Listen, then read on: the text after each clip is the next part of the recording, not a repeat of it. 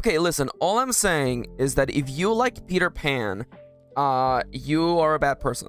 That's all I want to say.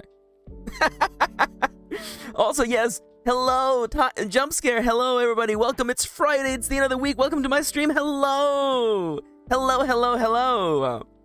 Welcome back to, the stream with the best opinions. If you like Peter Pan, it's bad. You're bad. You're bad, your taste is bad, and I'm sorry someone had to break it to you, okay? Okay, it's at the bottom of everyone's list so far, I'm okay with that. Kitty and I recently watched Peter Pan, and I'm like, this movie is messed up. But you know what?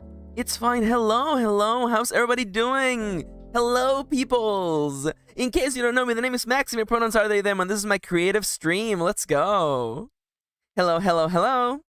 Welcome. That's fair. That's fair. All I care about is people liking Atlantis. That's the only thing I care about. That movie made me cry. I cried during Atlantis, the Lost Age, the Lost whatever, it's fine. You get it. You get it.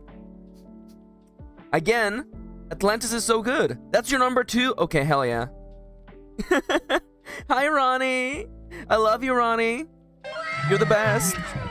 Also, by the way, Ronnie, I said it earlier. I don't know if you saw it, but your plan to take over the world with Ryza is working. We've been playing a bit of Ryza lately, and now I wanna play all of the ateliers now. I'm gonna find the only one that came to the DS, and I'm gonna play it. Oh, hello, hello, hello. Hi, Stars Above. Hello. Welcome. Stars Above says, hi there. Been lurking for some time now and finally have the courage to enter chat. Ooh, Atlantis. Hell yeah. Hi, Stars. Thank you for coming in. Again, you know, we love lurkers here.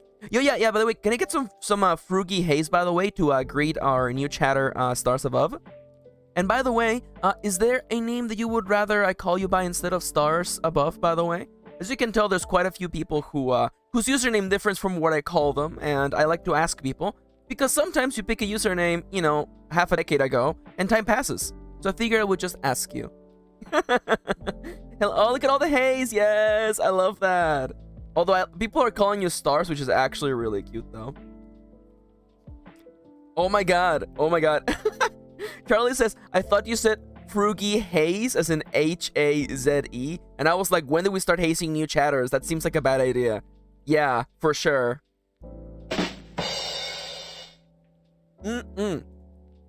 So I've had a bit of a busy morning. Stars is good? Hell yeah! Nice to meet you, Stars. The reason why I drifted halfway through that sentence is because I spent this morning literally updating my website. I'm updating my link of trees, my tree of links actually, so that it will point people towards the most important things, such as the Iron Valley and stuff. And I'm also, I'll show you real quick, Iron Valley.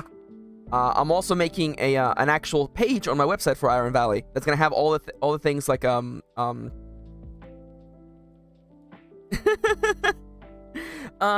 think so. I don't think why not. I don't see why not.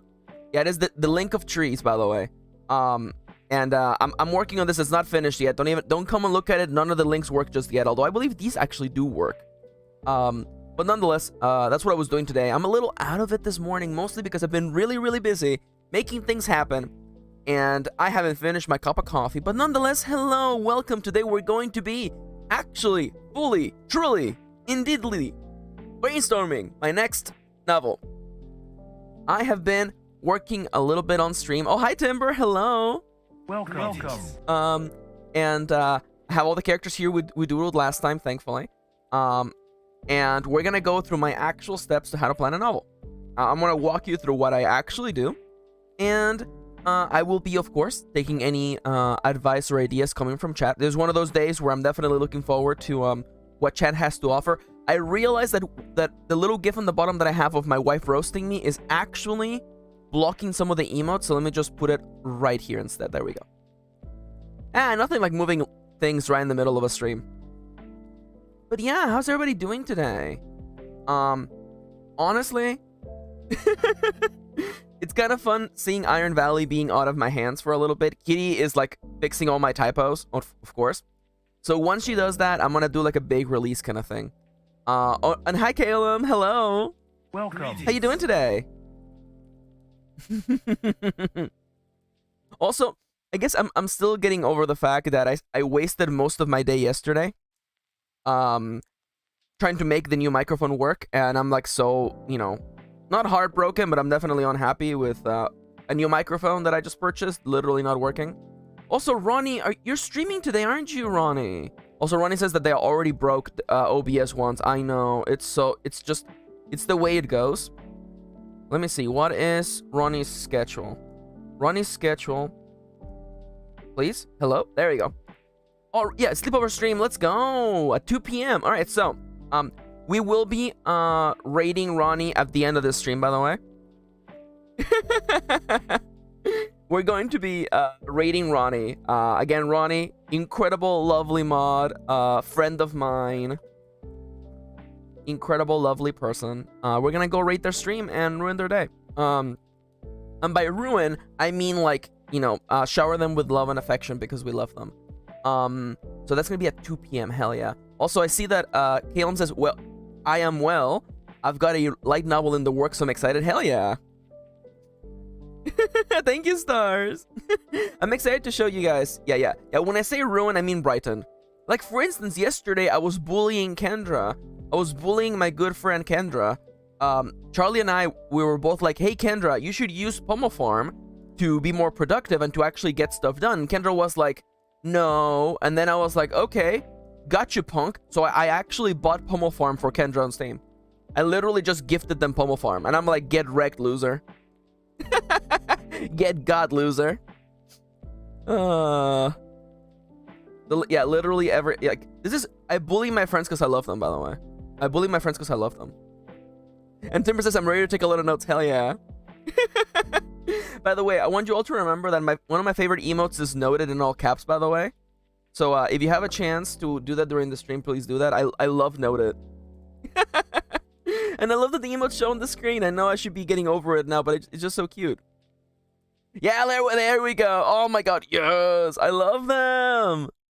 I love them. Anyways, that's me. It's me taking notes. Ronnie says, I always cry a little. One day I'll learn how to react. It's okay. It's okay. I would almost argue that human beings are not properly equipped to accept affection. Yes, let's go, Stars. Stars says, class with Max is in session. Get your pens and let imagination flow. Let's go. I love that. I absolutely love that. Hell yeah. So, thankfully, I may be thinking, Max, how do you do your brainstorming, Max? So, I do most of my brainstorming actually by hand. I love having the ability to record my thoughts by hand. It gives me just enough friction between the thoughts and the actual writing of the words on paper to really like get my ideas together. When you type, I find that sometimes I can type almost as fast as I think. So, you know, sometimes I find that like in the middle of typing a sentence, I get out of ideas, or, you know, I don't realize that where the sentence should end. So for brainstorming, really getting my thoughts on paper, it helps just giving me that extra friction to get the thoughts out. So yeah, I have a doodle of Mr. Battle Axe on this page right here. So yeah, I have 2 notebooks that I've been filling up with notes. And today I'm going to go over my notes and we're gonna figure out this book. Let me just I have this note here. Okay, perfect. So let us begin. Ooh, do I have a favorite pen and notebook? So I am very, very partial towards Moleskine, and specifically, oh my god, what is the name of this freaking brand of books? What is the name of this brand? I can't pronounce this word. Pronunciation. I should just literally bookmark this page, by the way. How do you pronounce this word again? Okay, I've been looking for this booth all day. This is the one I was looking for earlier when we were walking around. Yes. Say it. Lloydstrom 1917. Say the word. Lloydstrom. Lloydstrom. Lloydstrom. It's pronounced Lloydstrom. Leuchtturm. Now, okay, listen. The thing that I always test, some moleskins are definitely not worth it. You gotta feel the paper with your hands. I actually, people will remember this. I used to talk about this. Most composition notebooks in the US are actually trash, but sometimes the composition notebooks are made in Vietnam, and when they are, they're actually really, really high quality. So catch me at your local supermarket, feeling the composition notebooks and checking the back to see if they were made in Vietnam. So that's literally me. Again, I used to be really partial towards those notebooks. I'm at the point now where I literally use whatever I get. My family gifts me notebooks because they know I'm a writer. And you may be thinking to yourselves, oh, Max, family giving you notebooks. I know they assume I don't use them. But like literally, the main notebook that I've been using for like the last month is literally one that my sister gave me for Christmas. And like it's one of those things where like I know she just grabbed the notebook and she was like, this looks cute. But I'm like, the paper is nice. Like this paper is nice. Now, as for pens, the Energel pens just glide across the paper. But other than that, I'm also a big fan of fountain pens. In fact, I'm getting back into using fountain pens. I have a Kakuno pen, which is a relatively affordable pen from Japan. And I can't wait to get back to it. But first, I gotta empty out all these cheap fountain pens that I got.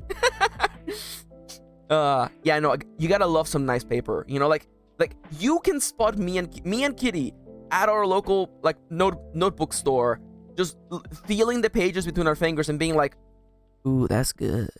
Ooh, that's good. Also, Stars, you're correct. Yeah, Leuchtturm is German for lighthouse. Yeah, they're expensive. That's why, you know, I like them. I can't always afford them. And also, I have a bunch of notebooks around the house. Now, the next thing is going to be incredibly American, so please forgive me for just saying this.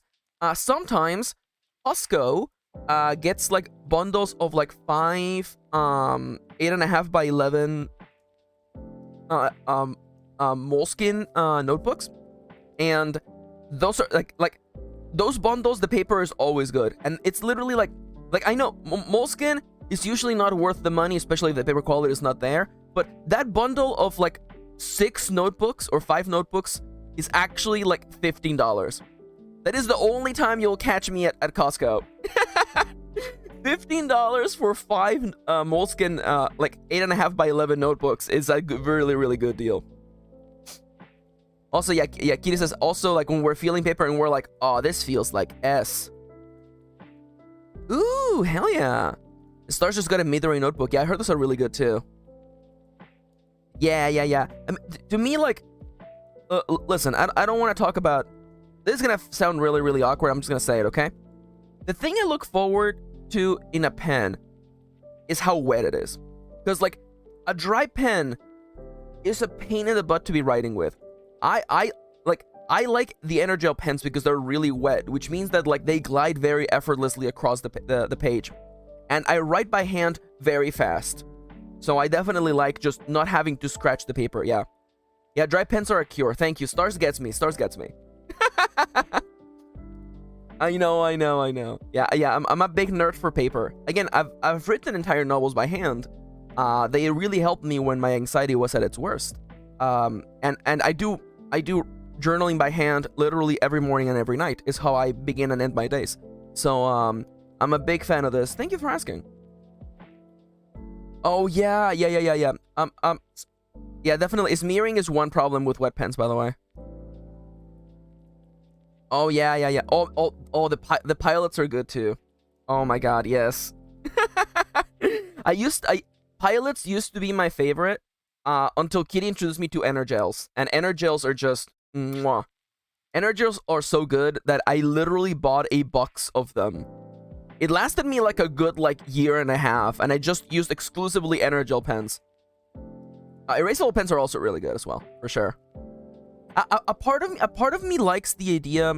Listen, I appreciate erasable pens, but to me, half of the point of writing with a pen is that you can't backspace, you can't delete it. Especially when writing fiction, it really, really helps.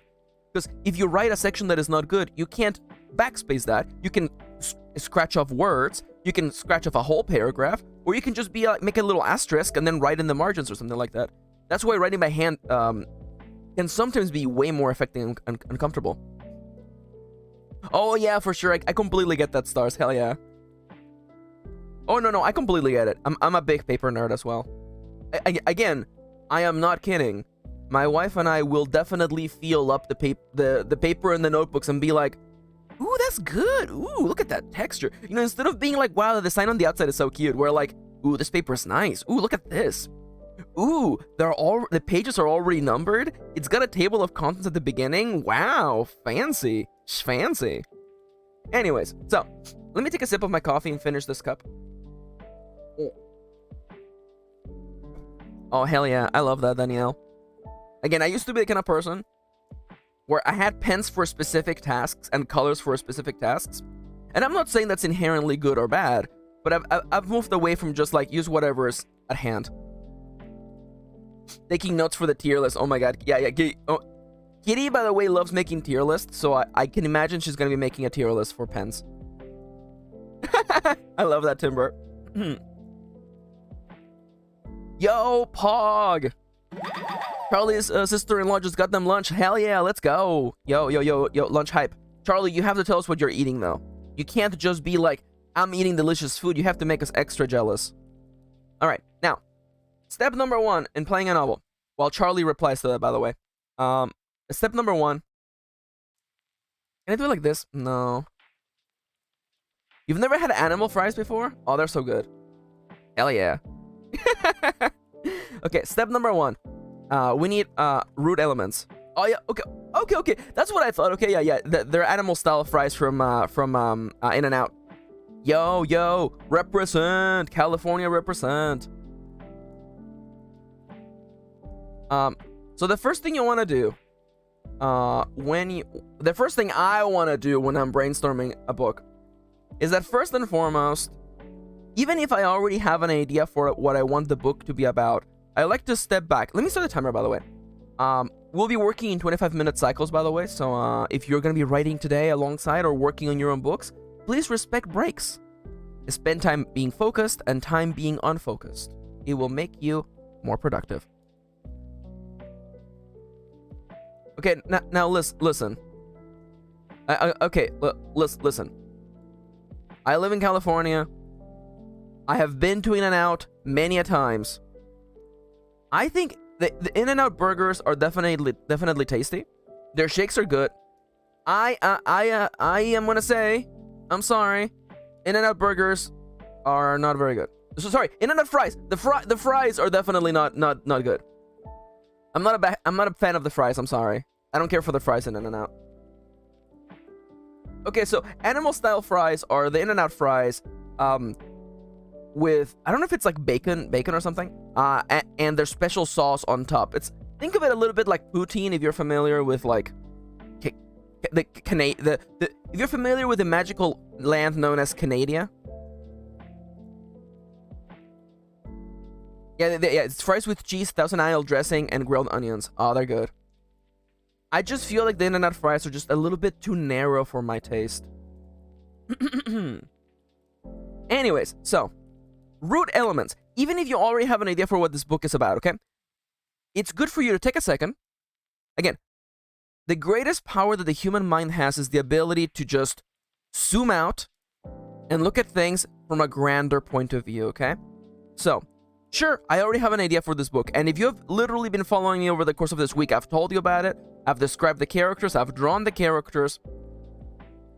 So I have enough information in me to answer the question, what are the root elements of this book? Root elements are overarching themes, ideas, or goals that inspire you to write this book. I always do 3, and the root elements serve a double purpose because they remind you of the things that inspire you to write this book. And if you ever find yourself in a position where you're running out of steam, you can always look back on the root elements and remind yourself, why am I making this? What inspired me to begin working on this book? They give you a nice little jump start if you ever lose your way. If you ever feel like the story is veering away from what it wanted to be originally, you can go back and be, well, what was my goal? What was my mission statement when I began this? And the 3 root elements that came to my mind, let me just grab the seed emoji and just copy it 3 times. The 3 root elements, one of them is that I love the idea of a dungeon as a business. A dungeon as a business. It's a business slash office. So in this book, our characters work at a dungeon whose job it is to train heroes to actually fight the forces of evil. I love the idea that it is a fantasy dungeon, you know, with monsters and traps and perils, but you open the back door and it just opens into a lunchroom, and it's a regular lunchroom with fluorescent lights and like a desk with a computer on it. You know, and like it's just an office because this is in fact modern day. And I really love that. I love the idea that, like, you know, a hero takes a wrong turn in the dungeon and suddenly they're like in this back room, and then there's just like, you know, a troll just browsing on their phone, and they're like, oh homie, you shouldn't be here, you know, and then the hero has to like run back into the dungeon, you know. This is partially inspired, by the way, by theme parks, by the way. I just love the behind the scenes of places like Disneyland, theme parks like Disneyland or like Universal Studios. Just getting to see like the behind the scenes always just gets me, you know? Like the moment where the theming of an attraction falls apart once you break the illusion, I guess. And just a little bit of a story, okay? So last year, my very, very good friend Blakesworth actually invited me and my wife to a ridiculous weekend. A ridiculous weekend where we went to Universal Studios on Halloween, and then we also went to Disneyland the next day. Universal Studios, by the way, my wife is disabled and she needs to use a wheelchair if she's gonna be, you know, moving around for a long time during a day. So we learned that Universal Studios, incredibly good if you're disabled, incredibly good if you have a wheelchair. Disneyland doesn't give a damn if you're disabled. Disneyland actually hates you. So in Disneyland, we went into the Haunted Mansion, which apparently you actually literally can't go in if you have a wheelchair, but whatever, we'll talk about that later.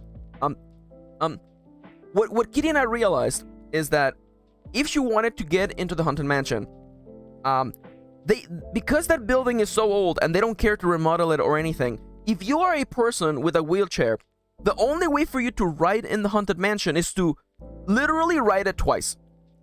And what I mean by that is that if you know the Haunted Mansion, you begin by basically stepping into this moving like people mover, and you get in a seat, and then you actually watch the whole attraction, right? And and when the ride finally ends, you're kicked off somewhere else. If you need to go back to your wheelchair, they ask you to stay in your seat, and you get to watch the entire back of the Haunted Mansion in its complete 100% undecorated, not for public consumption estate. It was actually really, really interesting being in the back of the Haunted Mansion, and like you can see holes in the floor. And I could see holes in the floor, and I could see what was clearly like a kitchen, some sort of kitchen underneath the Haunted Mansion. It was ridiculous. And eventually, we looped through the entirety of the Haunted Mansion back to the beginning, where they let us get off and we could recover Kitty's wheelchair. But so that moment where I got to see the behind the scenes, literally like the part that nobody's supposed to see in this attraction, was one of like the little inspirational moments that gave me an idea for this book. You know, the idea that this is a place where people partake in this kind of attraction. It is, of course, a vocation school. It's a place you go to train to become a hero. But the illusion is only so thick, you know? There's only so much illusion, and if you break that, you know, everything falls apart. You know what I'm saying? I'm pretty sure that is now in... it's part of California Adventure, I believe, which is the park right next to Disneyland, by the way. Oh my god, Melty, I didn't see your comment. That's awful. Oh my god, I hate that. God, I'm so sorry. Yeah. Yeah, again, we were shook that Universal Studios was like incredibly accommodating and kind, and like there were like tons of people working at Universal Studios, like lots of like employees just walking around helping people. Disneyland could not have cared any less. The number of employees that I saw walking around helping people in Disneyland was probably like less than 5. Compared to like, I don't know how many hundreds of thousands of people were there, but whatever, it's fine. That Disneyland rant is for another day. Nonetheless, the inspiration is the idea of a dungeon as a business/office, theme park inspirations. The other thing that I really like is that I want to see this story as a sitcom. A sitcom about, you know what? It's basically a sitcom. Hi, Siska. How you doing, cousin? Love you, cousin. How you doing? It's basically a sitcom. The other thing that I really want to bring into this this story is that I want it to be lighthearted and silly. And for that, I'm channeling a lifelong experience of watching sitcoms. I am literally going to be formatting this book as a 12-episode season, with which each chapter being one episode broken off into scenes where one hilarious thing happens in every episode. There's a plot in every episode, but there's an overarching story. That is my plan, by the way. And I've done quite a bit of research on, writing sitcoms and stuff like that. So I'm excited to tackle something that I've never done, which is primarily writing a book meant to be funny. So it's basically a sitcom. And my last, but by no means least, I want to write a story about trans people loving trans people. And it's really literally that simple. If 4 weeks from now, when I'm in the middle of writing this book, if I ever feel like I'm losing steam, if I ever feel like I'm not like the book is not really working, I can go back to these 3 elements and be like, okay, well, can I put more focus on the dungeon being an office? Can I put more focus on making it a sitcom, or can I like lean into the T4T romance? Hi, Kendra. Welcome. Hi, Sofifi. Welcome. Hello, friendos. Votes for 3. No. See, it's not voting. You get all 3 of them. They're all part of the combo meal. Let's just do office. Max, I want to write trans people writing trans people. Also, Max writes exclusively trans people loving trans people. That's funny. Listen. Okay, so Charlie's roasting me, right? Because I'm like, oh, I want to write a story about trans people, but all my books have trans characters, and I'm like, at this point, you should just like expect that. But also, to me, I feel like the key word here is actually romance. I haven't really written romance, so I'm excited to like lean into it. Yeah. Charlie says it's the same energy as me making my billionth ginger trans character and being like, hold on a minute. Oh my god. Why are my friends in chat roasting me, by the way? Why are my friends in chat roasting me? Kendra says, LOL, they truly are like, maybe it's a T4T book this time. This time? Shut up. Holding up Masks of Glass so gently. Mask of Glass was actually, one of the characters was in fact trans in that. Yo, May's here. Hello, May. Welcome. Man, I can't believe my friends are roasting me so hard right now. I can't believe that they would bring up all the books I wrote with trans characters in them. I can't believe they would use evidence against me. Your Honor? Yeah, we got a whole Sodernian here. It's true. It's funny because like I feel like Friday is like the one day where everyone makes it to the stream. And I'm here for that. I love that. Especially because like Friday is the one day of the week where I end the work a little bit early. Like I end the stream at 2, and then we go raid Ronnie, and then I rush to go on a date with my wife. And honestly, I look forward to Fridays. They make me really, really happy. Oh, by the way, Kendra, have you installed Pomo Farm, Kendra? Would you like to use Pomo Farm to be more productive, Kendra? What is this, Smash Ultimate? Yo, everyone is here! Oh my god. What was the Smash Brothers Ultimate theme? None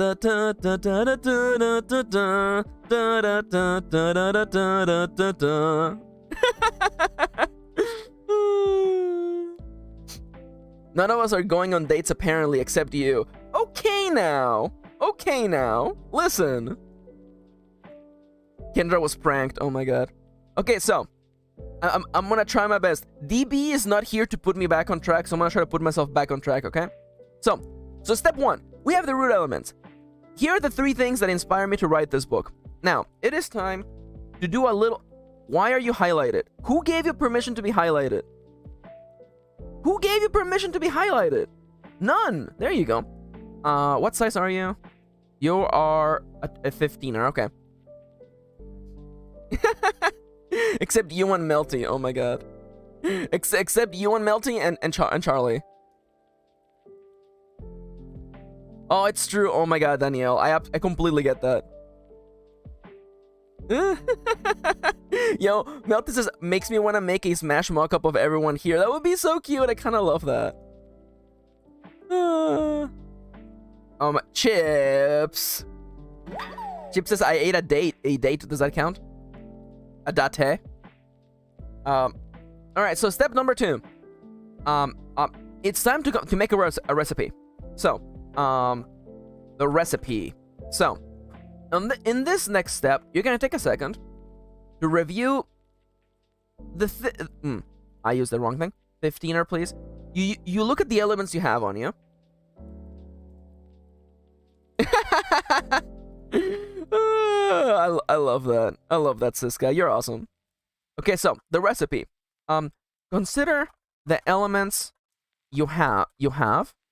The story you want to write, and then fill up the following recipe.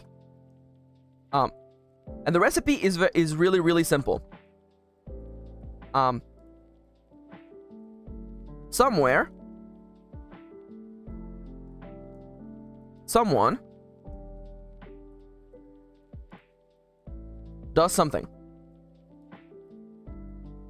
The reason why you may be thinking, Max, this is so like simplistic. Why would I go out of my way to write a recipe like this? The reason why is because see, I have developed this technique over many, many years, nearly a decade now. So the point of making this recipe is that it gives you 3 pivotal things. It gives you a place where your story is happening, people who exist in your story, and then things that are inherently happening. This has helped me and helps writers in fix easy problems that can happen when you jump into writing a book with no preparation whatsoever. You don't know where it's taking place or the setting. You don't have a main character, or the worst of them all, you don't have anything that actually happens in the story. By having a little recipe that we create for ourselves, we actually immediately begin this planning process, grounding ourselves in these 3 answers: where it's happening, who's in it, and what's happening. So, let me answer the question for you. In a dungeon that works like an office, the office's mimic falls in love with a hero. Boom.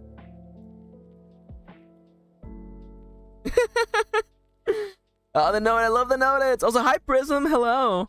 Welcome. In a dungeon that works like an office, let me actually highlight this. Let's make this yellow. That really, really light yellow. In a dungeon that looks like an office, let's make you green. Someone, the office's mimic, does something. And I think what I want this story to be about is that Memphis, the main character, develops a crush on a hero who they have recently seen at the dungeon. And with this, we have ourselves... This is a simple... Again, I want to make this very clear, okay? The purpose of this description is just to get me writing. The whole purpose of this process is to make a book that I can actually write. I'm not writing the sales pitch. This is not a sales pitch. This is not me committing to what the book is going to be about. The whole purpose of this planning guide is to get you inspired and actually getting you to put the damn pen against the damn paper. And I know that I'm doing this within a public space, but if you're following along at home, you have the power of complete privacy. You have the power to write whatever you want in here, and then you can fix it later. I know that it can be really daunting, and a lot of writers fall into the pitfall of wanting to make their story good right from the get-go. They want their story to be good and perfect on the first draft. Because they think that if they make the story right the first time, they're gonna save time. I'm gonna give you a little bit of life advice in the form of my favorite quote. Nothing saves time. Sorry, forgive me. I got combo broken by Kendra.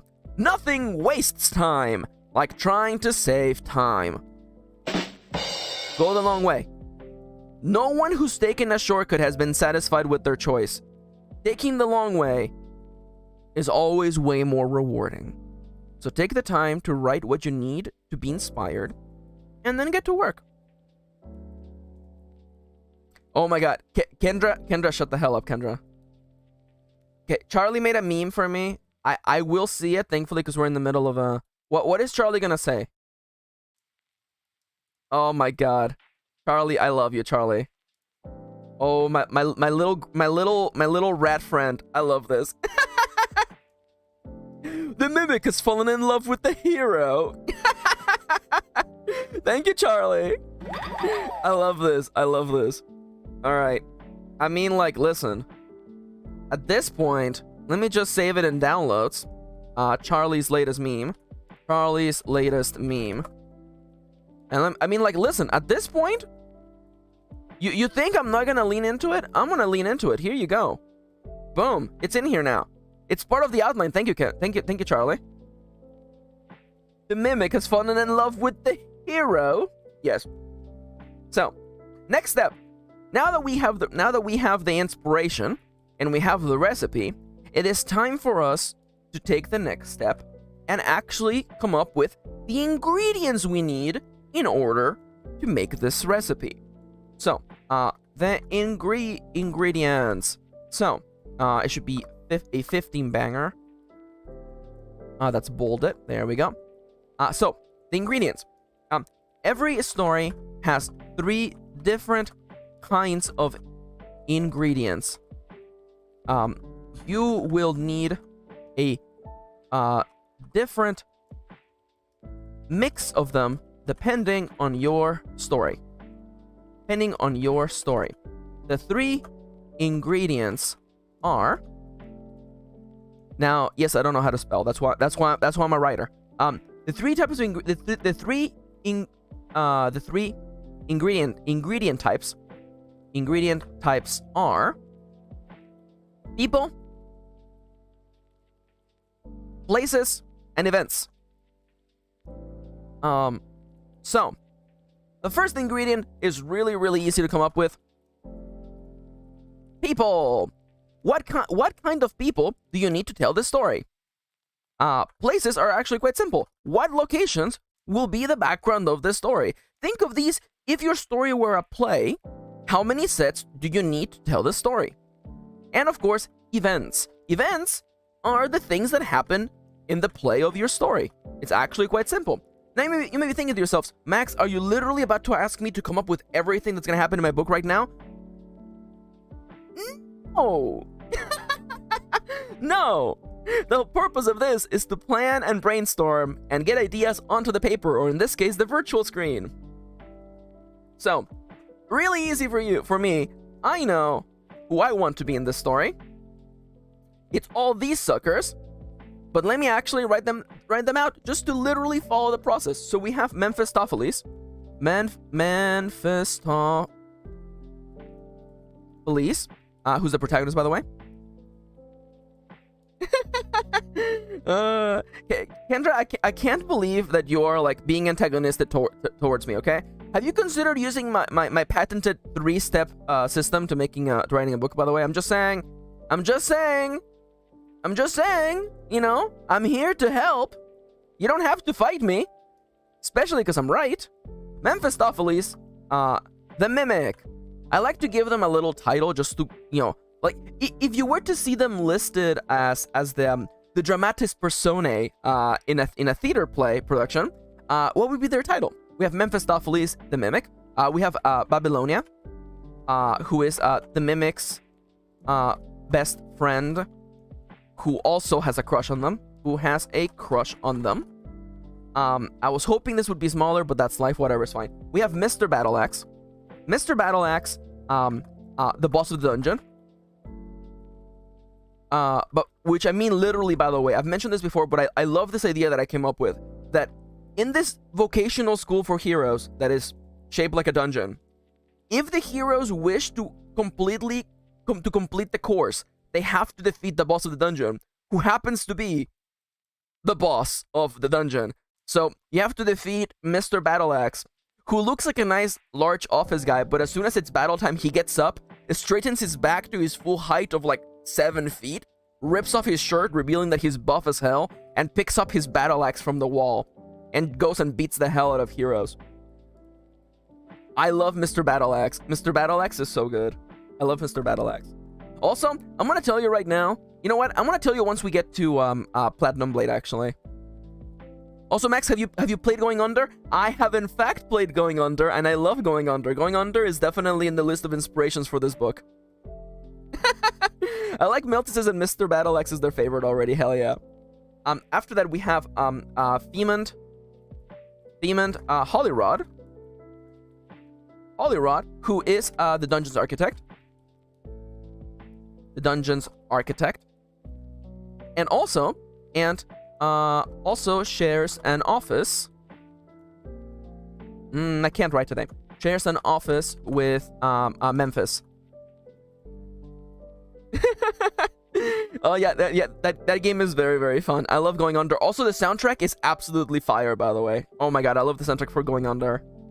Themond Hollyrod, Mr. Battleaxe, Babylonia, Mephistopheles, who just goes by Memphis, by the way. After that, we forgot the rats. Okay, so the rats. I guess their names are is Ratford. It's Ratford, Ratricia, Radmon. Pronounced like Ramon, by the way. Radmon and Joey the Rat. Joey the Rat, who are in fact the rats. The reason why I wanted rats to be in this story is I considered the classic minions you would fight in the beginning of a JRPG. And rats, giant rats, are always there. And I thought, well, they're such like standard enemies. Why not give them a lot of personality? So you literally have a group of like 4 rats. Nobody knows who is which, by the way. There will be an episode dedicated to Memphis and the rest of the cast trying to figure out which rat is which. Which might fail, by the way, but we'll see. So I wanted them to be in there. Joey. You don't know which one is Joey the Rat, but you know, there you go. They're the rats. They're the chaotic energy of this plot. And of course, after that, we have Tabitha. Now, by the way, most of these names are actually still temporary, by the way. Tabitha is one of those names that is completely temporary. I don't know if it's gonna stick. It might stick, maybe not. Now you may be thinking to yourselves, Max, oh my god, I love that Melty. That's so funny. Hell yeah, I love that. Also, the timer went off. Thank you, Das. Das is reminding me that I gotta hydrate, you bastard, hydrate. And I will. I definitely will. So, we respect breaks here on this stream. So, if you have been listening to me talk for about half an hour, take a chance to get up. Take a chance to get up and stretch your limbs. Definitely stretch your hands at least. I didn't get water before the stream. Oh no! Alright, everybody. Could you all do me a favor really quickly and literally spam emotes while I come back, okay? Spam emotes. I'm gonna go get water. Yeah, you guys can't hear that, can you? The bottle is so empty, by the way. There's only like a little like switch at the bottom. You guys can't hear that. Okay, it's fine. All right, I'm gonna go get that. Please spam emotes and emojis. I'll be right back. Okay, it'll literally be like 1 minute. Okay, be right back.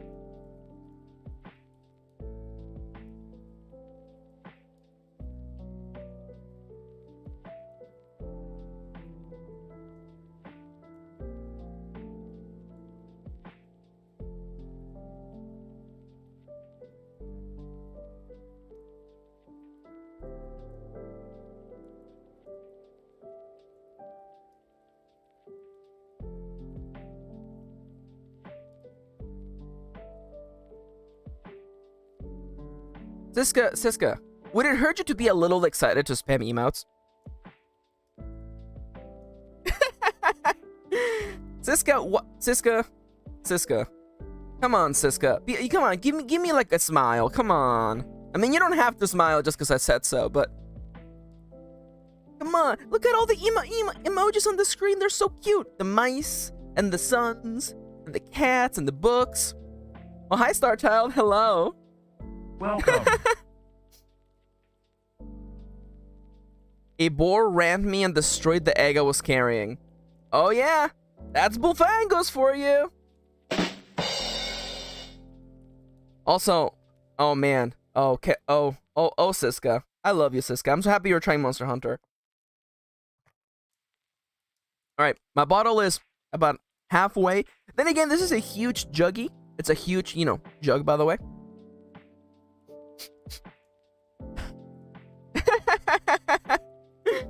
Oh yeah, that's right. That is Melty's rat. Melty's rat slash fiance. Hell yeah. Oh, I love all the fruits. Thank you. No. Delicious. Hell yeah. That's cute. All right, where was I? Are you good to go? You're good to go. Perfect. So I'm gonna wait for the timer to go off in about 40 seconds. Oh. Ooh, I don't know if you heard my shoulders popping. Ah, there it is. Okay, so I'm stretching my hands, my arms. Ooh, feeling the little tug. Also, yes, Monhun. We love Monhun on this stream. As you can tell from the fact that I have a little GIF on the bottom of the screen, a screen showing you how my wife likes to roast me. Also, Ronnie convinced us to play Ryza, and I convinced Siska to play Monhun, so everything is good in this world. Also, Fifi, I love that. Yo, we should definitely talk about Monhun later, because I do gotta work on brainstorming this novel. All right, the next Umbrella Bird beat the hell out of me. Siska, have you been upgrading your armor? Have you been forging new armor and upgrading it using your armor spheres? Because if you haven't, that may be your problem. Yo, what do you mean you did some Ryza art? Yo, and you didn't share? What's up with that? Yo, Chips, I gotta play Monhun with you. to make up for all the bullying I did on you this week. I feel like I bullied Chips a little bit too much this week, by the way. Yeah, you gotta share with the class. Also, by the way, I missed this yesterday or like 2 days before. Yo, Procreate is so much fun. Procreate is so much fun. Siska, a couple days ago, Kitty shared in chat that we were playing Ryza, and I joked that one of the characters was just like Kitty, and then Siska immediately know, oh, who do you mean? The lesbian? And I'm like, yes. The character of Claudia is just my wife. That is literally my wife, by the way. Oh, Melty, the answer is yes, Cookie. Alright, the timer begins in 3, 2, 1, go. Alright, so, Tabitha. Tabitha is the dungeon security guard. The dungeon's security guard.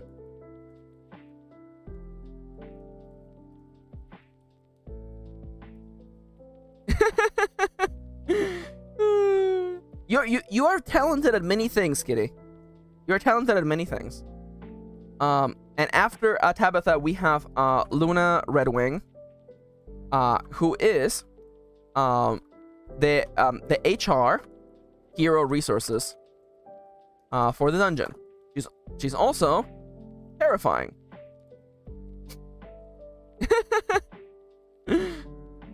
All right, so Luna Redwing.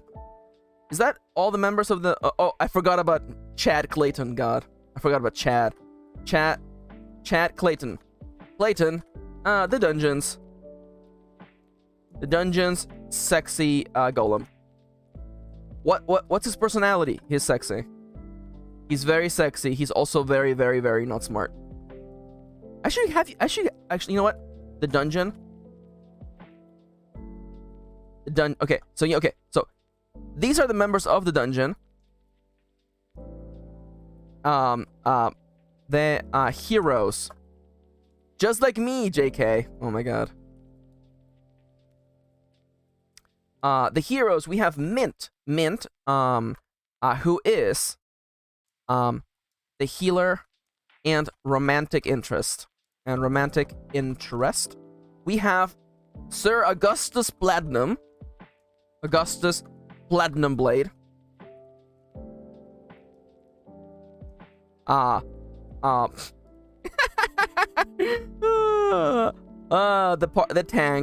tank. He's just the tank. He has very few brain cells. It's okay. We also have Desert Rose, also known as Fatima, who is the hand-to-hand fighter.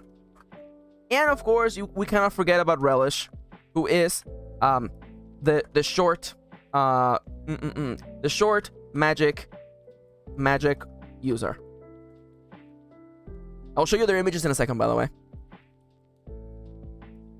He is very hard, Badoom. How dare you, Stars? How dare you? It's true, though. It's true. It's true, though. I mean, you know I'm gonna make that joke in the book, right? It's gonna take me like 10 episodes to make that joke, but it's gonna happen. I'm gonna like tease the viewer to make them, the reader, to make them think I'm gonna make that joke, and then I don't make it for like 10 episodes. So here we have the cast of this book. I'm gonna go into more details about them in a second, literally. But first we gotta complete the rest of these things. Now, what are all the places you will go? Oh, the places you will cry in public.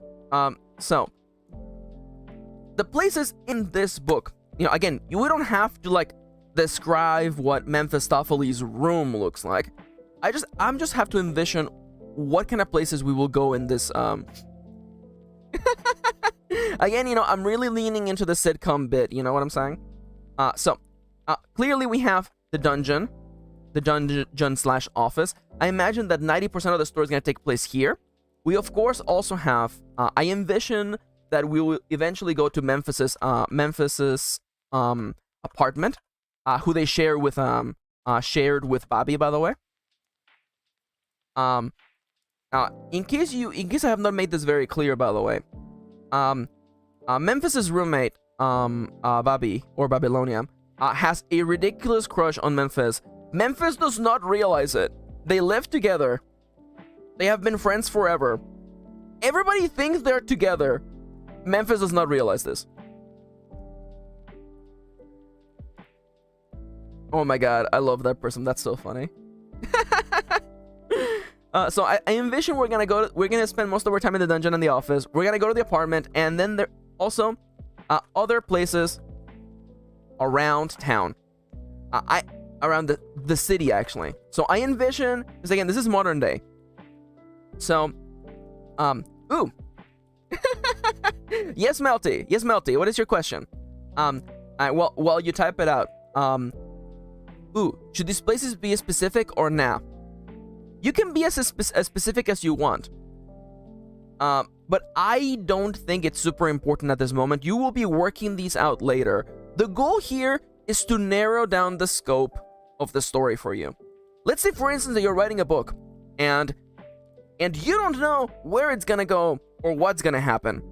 By beginning to narrowing down the locations, you have at least narrowed the scope of the book. Now, the wording narrow the scope of a book sounds like a negative thing. Clearly, having a narrow scope is inherently bad, while having a large scope is better, right? I don't think it's so black and white. I think, especially when you're going from I want to write a book to I want to write a book, specifically this book, and I want to know what the book is going to be about and have some ideas before actually starting to write. I feel like there's definitely, you have to narrow your vision. You have to, put things, you have to sacrifice elements and decide on a vision for your story.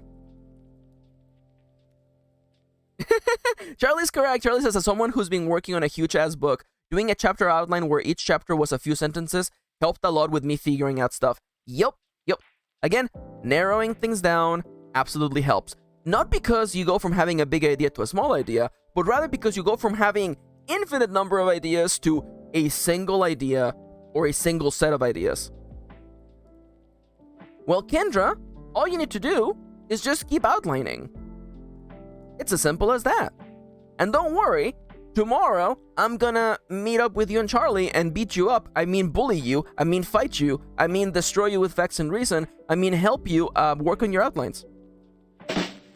So I'm envisioning, what are the 3 sets I'm gonna need?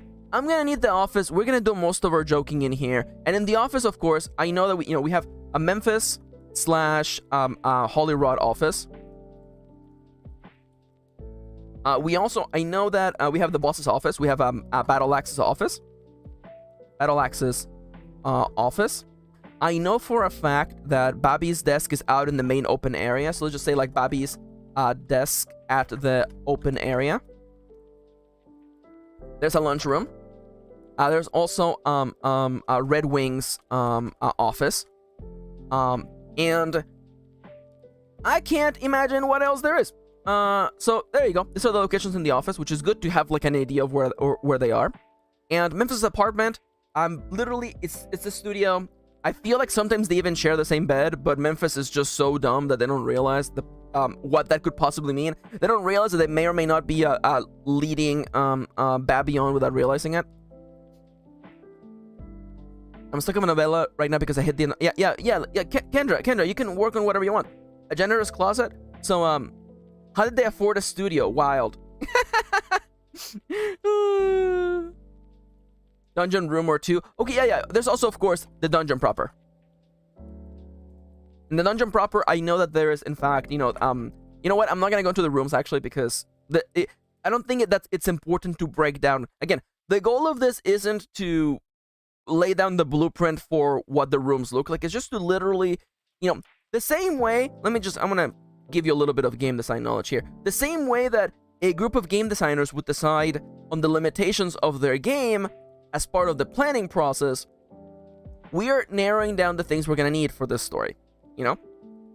It's like, okay, yeah, we're gonna need 9 stages, and clearly we're gonna have the fire stage, we're gonna have the ice stage, we're gonna have the underground sewer level, etc., etc. This is just helping me figure out the locations that we're gonna see in the story. Clearly, I know there's gonna be a club. There's gonna be a club for sure in there.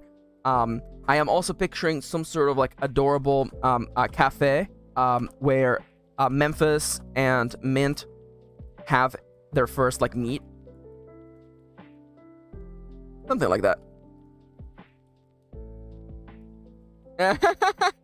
So he says, I bet it can be funny when there is no dungeon crawling and all the monsters are just chilling. Oh yeah, for sure.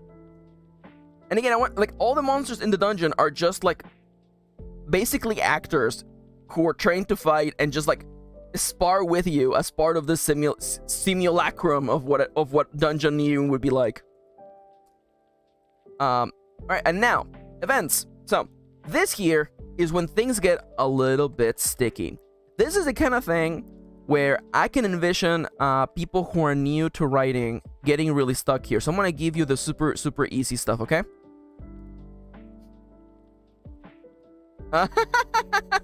No worries, Siska. Also, congratulations on defeating the Akinosom. Hell yeah! Good job. Now fight it again and make your armor out of its body.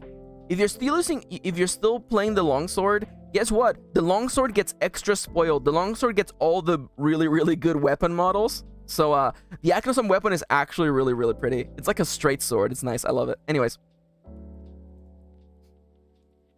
Okay, Siska.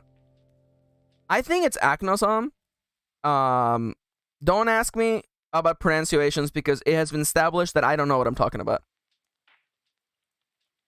Oh my god. Yeah, no, yeah. So Fifi gets it, by the way. Yeah. Like, imagine, like, you know, like a combat goblin and like a couple of skeletons being like, huh? So how many times were you killed today? You know, just about a dozen. You know, they always go for me first. I don't get it. It's because you're a big moron. Slaps him in the side of the chest. Yeah, it's like, and then like, look, wouldn't it be more effective for them to target the damage dealers and healers first instead of the tank who's just slow and does no damage? Well, see, now that's why we pay you the big bucks. That's why they're still learning how to be heroes. Yo, Ronnie's back. Welcome back, Ronnie. Love you, Ronnie. So now, this here, events.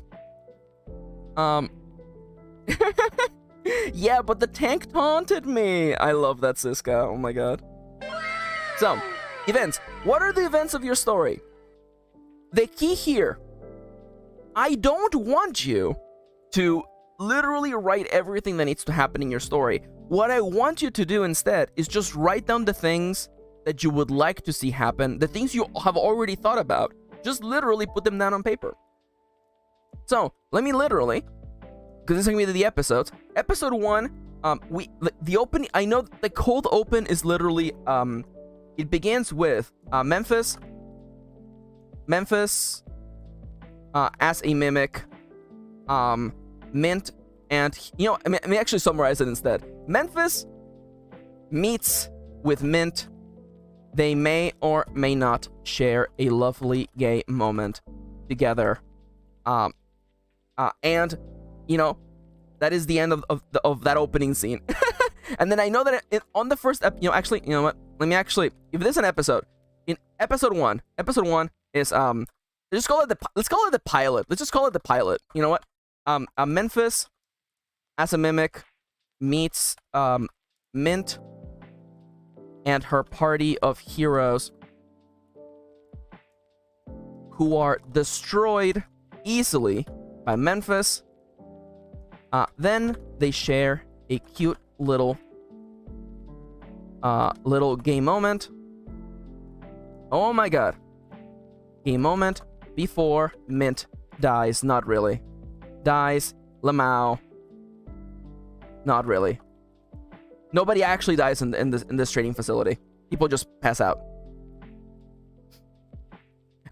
It's not falling in love yet. It's just, I don't want to describe it because, you know, again, the point isn't just to write down in detail every scene, just to start getting the scenes that are in your head somewhere that isn't your head. So I know that they meet each other at the beginning of the pilot.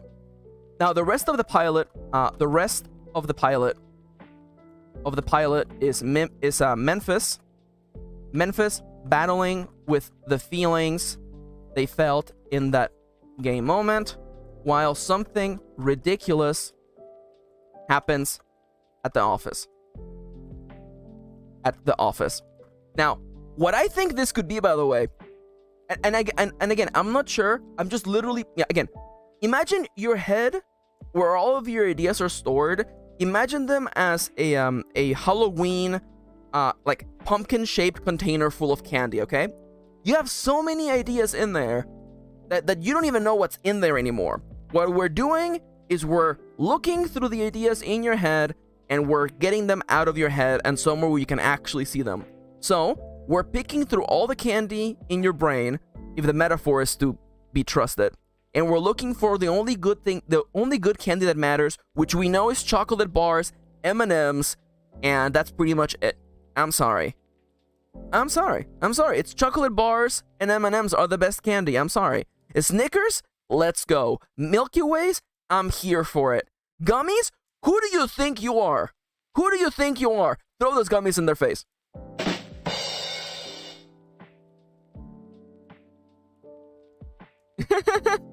Yeah, Kendra. Oh my God! How dare you, Memphis? Okay, so, okay, you know what? I haven't done this in a while, so let's just. Hello, welcome to my latest apology video. I want to say that earlier in this stream, I had a moment. There was a heated argument, and I said things I didn't mean. I didn't mean for gummies to catch strays in the middle of my rant. I'm actually, in fact, some of my best friends are gummies. In fact, I love gummies. Kitty had to stop me last week from literally buying a bag of 5 pounds of gummies. It even had like gummy frogs. Gummy frogs are the best. Gummy bears? I love gummy bears. Gummy worms? They're awesome. Sour gummy worms? You know that's where it's at. Those little gummy cherries? Incredible. Amazing. I'm sorry. I didn't mean to let you all down. I did not mean to put down gummies. Gummies are good. Now Twizzlers though, get that crap off of my face. We do not talk about Twizzlers are not candy. Twizzlers are work.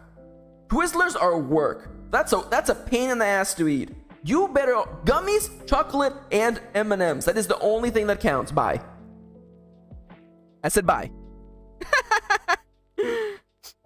Twizzlers and red vines are work. I'm sorry. Oh my God, I love Melty. F Twizzlers. All my homies hate Twizzlers. There we go. Finally.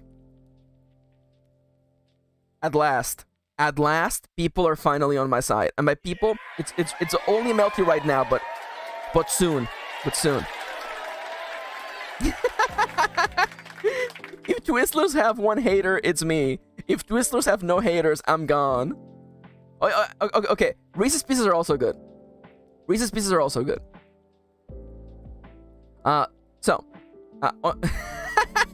Thank you. I'm sorry. Wait, no. For a hot second, I thought Charlie was defending Twizzlers. Hell yeah, Charlie's on my side. Let's go. Yeah, Reese's are fire. Anything with peanut butter is good. Oh no, Whoopers are good. Whoopers? No, it's whoop. Oh, licorice is bad. Okay, whoever's pushing this pro licorice agenda needs to stop. Oh, I like Whoopers. Whoppers? Is it Whoopers or Whoppers? You know what? English is made up and the points don't matter. I'm gonna move on. So, the rest of the pilot is Memphis battling with the feelings they felt in that game moment while something ridiculous happens in the office. I am legitimately Whoppers. Thank you, Kendra. Although, I really don't like you, WAP purse. WAP purse? Yeah, you're messing with some...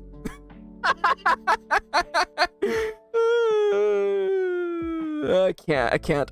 I actually know the lyrics to that song.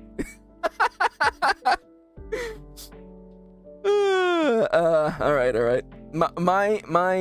My Spotify history out of the way. It's just a very catchy song, okay? It's just a really catchy. Oh, Chips, I'm sorry. We're gonna have to fight again, by the way. Welcome back to the future, Bianca. Okay, Chips. I'm sorry. I don't know how I feel about marshmallow peeps. I don't think I like them. I'm sorry. Oh hell yeah, Star Child, I love that. Yeah, Chips, I knew we would have to fight about this. Honestly, you know what, Chips? You can have all my peeps. How about that? Do you put them in the microwave? May? What kind of messed up stuff are you talking about? May, that sounds so messed up. Okay, you know what? So Christmas, I was 14. No, May, you didn't. May, you didn't. Oh no. Okay, now Chip says I like to float them in hot cocoa. Now because they're all sugar, like Charlie mentioned, I can envision them literally just like being the sugar you put in your tea or hot cocoa. So definitely I like that. Oh May, did you try warming them up? Is that what happened, May? I looked at my mom. Can I put this in the microwave? I'll put it on a plate. Oh no. Oh no. Oh my god. Can we all bully Kendra into actually freaking eating food? I can't believe that this is what we have to do, Kendra. Sodernia says, she said, your mom said yes, so I put it on a plate, watched it explode, and then ate it with biscuits and chocolate like a microwave s'more. No. May, how could you?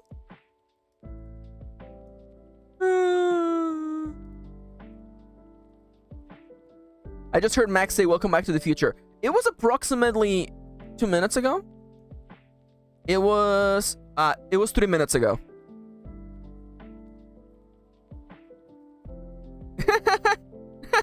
Yeah, Melty, I'm sorry, but you're not allowed to bully anyone because you had a Snickers for lunch the other day. And I gotta say, the authority, there's a warrant for your arrest because of that still, actually. So I recommend you lay low. Oh my god, Chips. Now, I do want to say, by the way. Now, I do want to say, because Chip says that if the peeps are not shaped like birds, the vibe is gone. And I definitely agree that food that is in fun shapes is inherently more tasty. Dino chicken nuggets are superior to regular chicken nuggets. We can all agree on this, by the way. Yo, bro, Prism. You are safe here, homie. Prism said, I swear to God, if anybody hates Kit Kats are good. Now, then again, I do want to say, by the way, I am kind of a Kit Kat war criminal. I have been called toxic for as far as like almost 10 years ago. I did a vlog for NaNoWriMo where I ate a Kit Kat by just biting into it. I didn't split it in half, I just bit into it, and there was a person in the comments who jokingly called me a war criminal. So all I'm saying is that there's also a warrant for my arrest. So if you could please not share my if you could please do not share this stream. Do not press the like button. Yeah, Melty, it's okay. Yeah, I can't believe that. I can't believe this is like the hill you're gonna die on. Oh no, I can't believe Max bites it. You still it's gonna end up in my tummy either way. Oh, Prism, I have seen and tasted Japanese Kit Kats. Matcha Kit Kat is just like green tea matcha is just so tasty in Kit Kats. Alright, so what is the rest of the pilot? The rest of the pilot, I think that it could literally be like oh my god. Okay, wait, hold up. Everybody stop, okay? I don't eat the Kit Kat in one go, like some sort of like boa constrictor. I bite into it. You know, am I gonna have to pick up a freaking diagram here? You know, I don't split it in half and then eat each individual piece. I just bite into the combination of both pieces. What's so wrong with that? I love the mental image Melty was pointing, though. Max face reveal is just eating Kit Kats. And that's a sick and wrong way, Max. I'm sorry. Okay, Kitty says a snake eating a Kit Kat is killing me.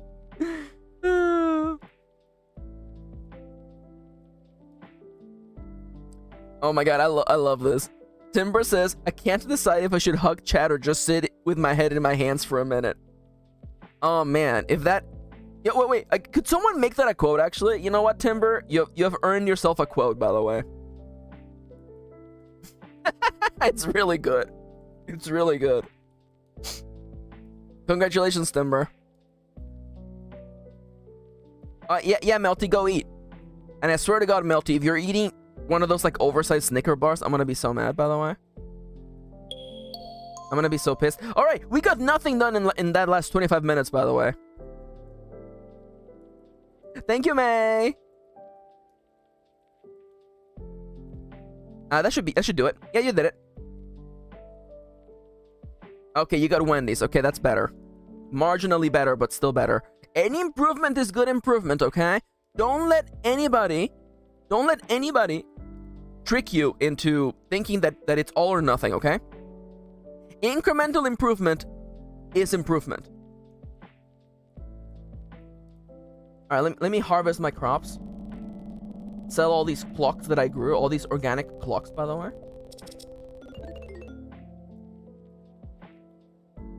Oh yeah, that is true. Yeah. May actually blocked someone as well recently. Oh, I'm so sorry, Bianca. Aw. I'm sorry to hear that. Bianca. No worries.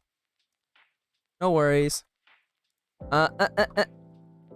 It was no worries. Let me just give them a couple heart emojis as well. There you go. Because Bianca's in the past, and apparently I'm in slow motion over where they're at.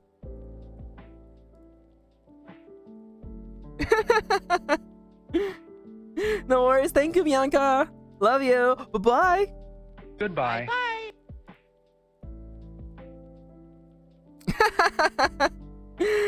Yeah, I remember that, man. That was a week ago.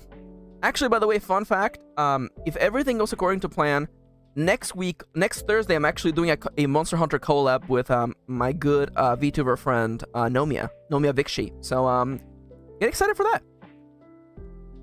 By the way, in case you're wondering, does that mean that, like, the whole stream is gonna be Monster Hunter? No. You misunderstand me. I am gonna stream from 11 to 2 p.m. my time. And then, at, like, 4 p.m., I'm gonna stream for another 2 hours with Nomia. So yeah. So you get double stream on Thursday, by the way. Which, rip Timber and rip all of our overseas viewers who are like, I'm already staying up. I'm staying up at night to watch the stream. And now I'm basically gonna be streaming at like 1 in the morning, your guys' time. I swear to God, if one of you guys is like, oh, 1 in the morning? I only go to bed at 3 in the morning. And I'm like, I swear to God, freaking sleep. Just go to bed, okay? Having a messed up sleeping schedule is not a personality. Also, hi, Muffins. Welcome.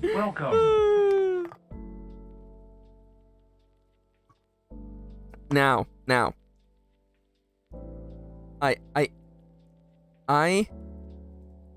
I don't want to go on a rant,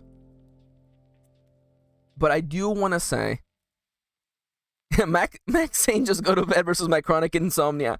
Oh my God, Chips, we should be best friends.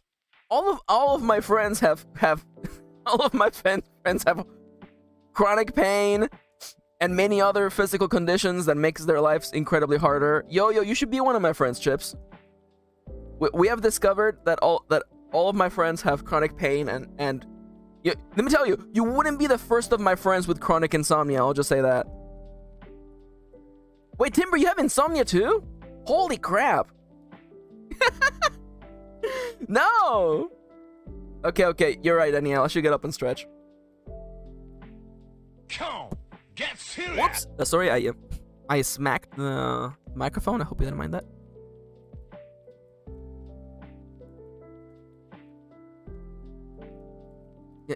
Guys. I love the idea that everyone was like, what percentage of MKirin's viewers have have insomnia? I almost said amnesia, which seems really, really dumb.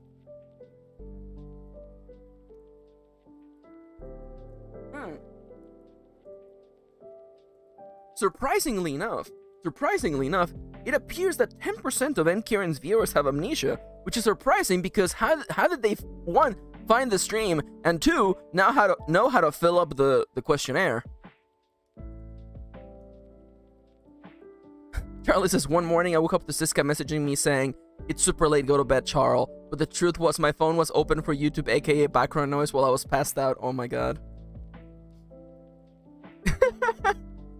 Who's MKirin? Oh my god, how dare you? It's me, you buffoon. You adorable little, palm-sized buffoon. Also, I love the idea of Siska just bullying people. I love that.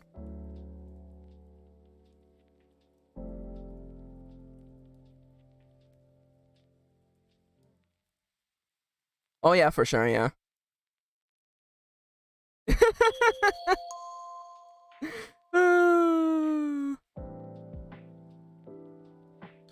Alright, let me take a deep breath.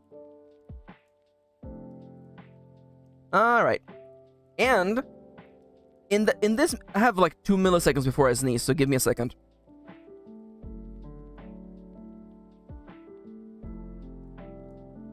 Alright, one of these days, I'm not gonna be quick enough, and you guys are gonna hear me sneeze, and it's gonna be terrible.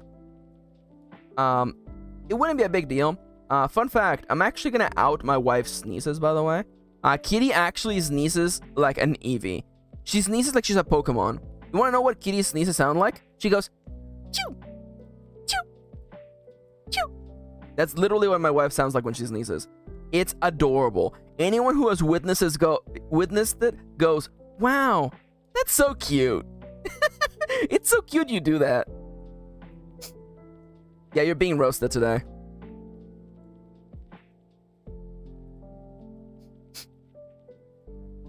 Yeah, I breathed in so deeply that my nostrils remembered that they wanted to expel my soul. All right, so the rest of the episode, I don't know. I feel like a funny thing that we could have happen in the first episode is literally it's literally and maybe this is too silly. I don't know. It's Bobby's birthday. Bobby's birthday. And Memphis forgot to get a present. I feel like that would be a quick way to introduce you to all the characters, because of course Memphis is gonna go and ask everyone for help and be like, "What are you getting? Can I go in halfsies on your present?"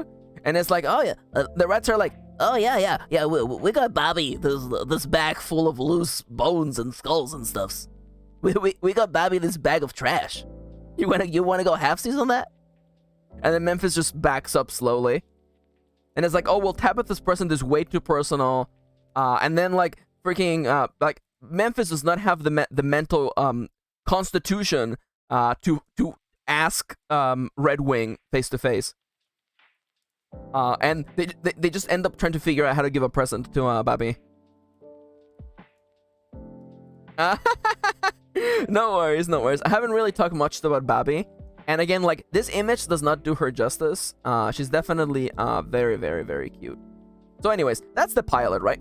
Now, what is the flow for this story? Wait, no. So, what is the flow for this story, right? I'm expecting, let's say, like 12 episodes, right? So let's just go, By the way, another little fun trick, by the way. You kind of hate Memphis. Yeah, I feel like that's part of it. Yeah, for sure.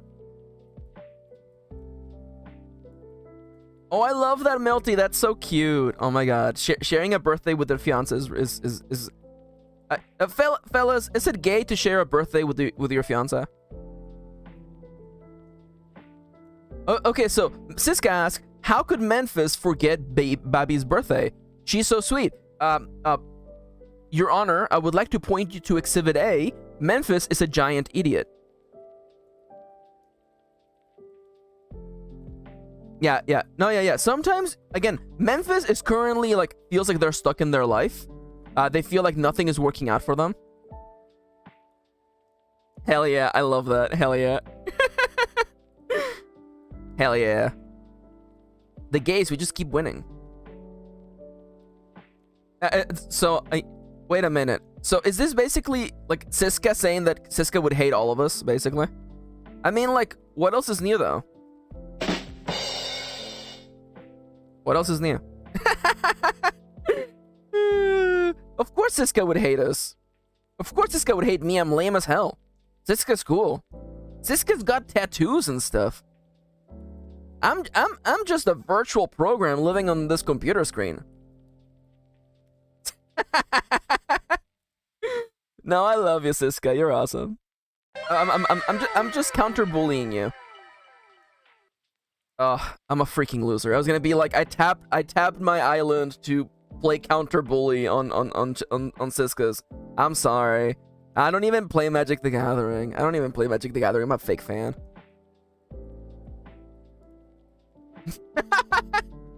Oh my god, chips.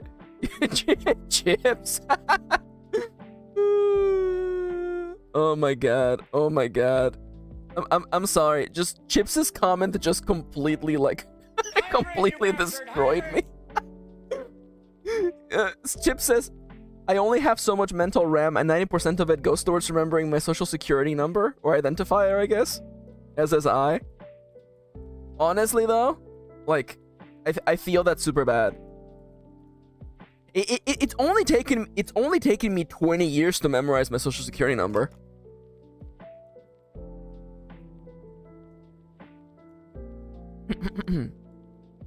Wow, May, how dare you read my mind and give everyone the tip I was about to give, so now it looks like I'm just stealing your advice.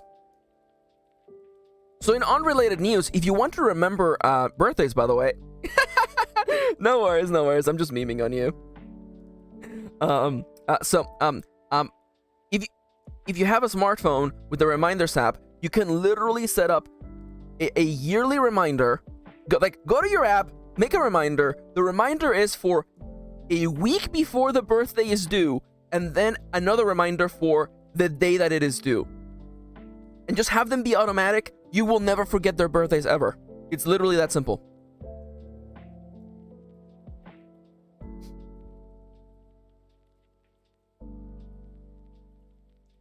Oh yeah, by the way, did you all know that Kitty's birthday is next month, by the way?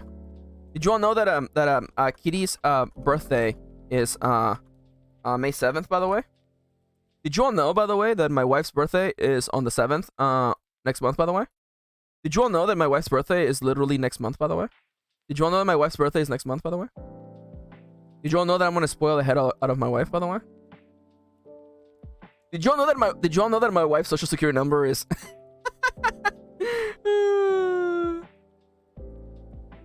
Yeah. We may or may not. It's a Sunday. We may or may not do something special for Kitty Day. So stay tuned. All right. So what are other episode ideas that I have? Well, clearly, episode 12 is gonna be. This is like the episode. You know, I'm gonna do it like Friends. The one where everything comes together. Something dramatic has to happen here, but also no. Actually, you know what? No. This is the one with all the closure. So yeah, this is the payoff for the reader. They get a little bit of closure with each of the characters, and we get a satisfying gay ending. Kapow! There you go.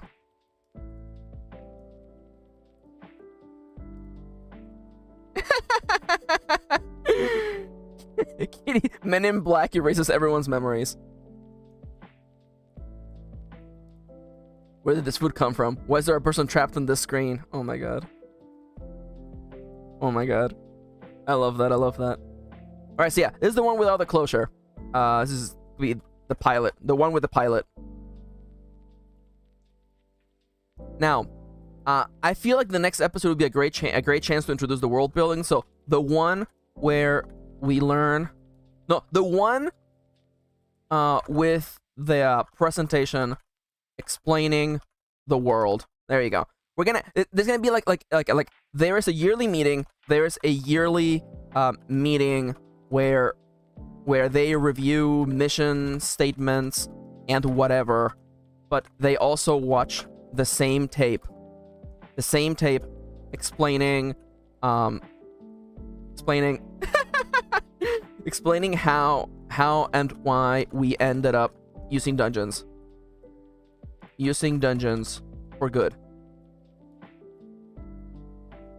Oh yeah, oh no, see, Timber says, feeling reassured knowing there will be closure. The last thing I read did not have any. Oh yeah. So I hate to be an asshole, but I'm just gonna say it, okay? Writing a book with no closure and writing a book with closure is the same amount of work. So it's inherently just bad writing to carry a reader through hundreds of pages of reading and give them nothing to carry with them at the end. You gotta give people closure. And I know that some authors are like, well, you gotta keep them hooked so you can keep making money from them. And I'm like, I think maybe I'm just a nobody who knows nothing. But I'm under the assumption that if people are satisfied with your work, they will keep coming back. Because you give them books that make them happy, or books that left them wanting to keep reading books, as opposed to books that make you go, well, this was a waste of time. And I know we have all been there. I have been there very, very recently. So I like to make it a point to always make sure that there's a little bit of closure in my books. Make you feel like the journey was worth it, for sure. So, the one with all the closure. Now, we were talking about the possibility of a human joining about halfway through the season as a way to kind of,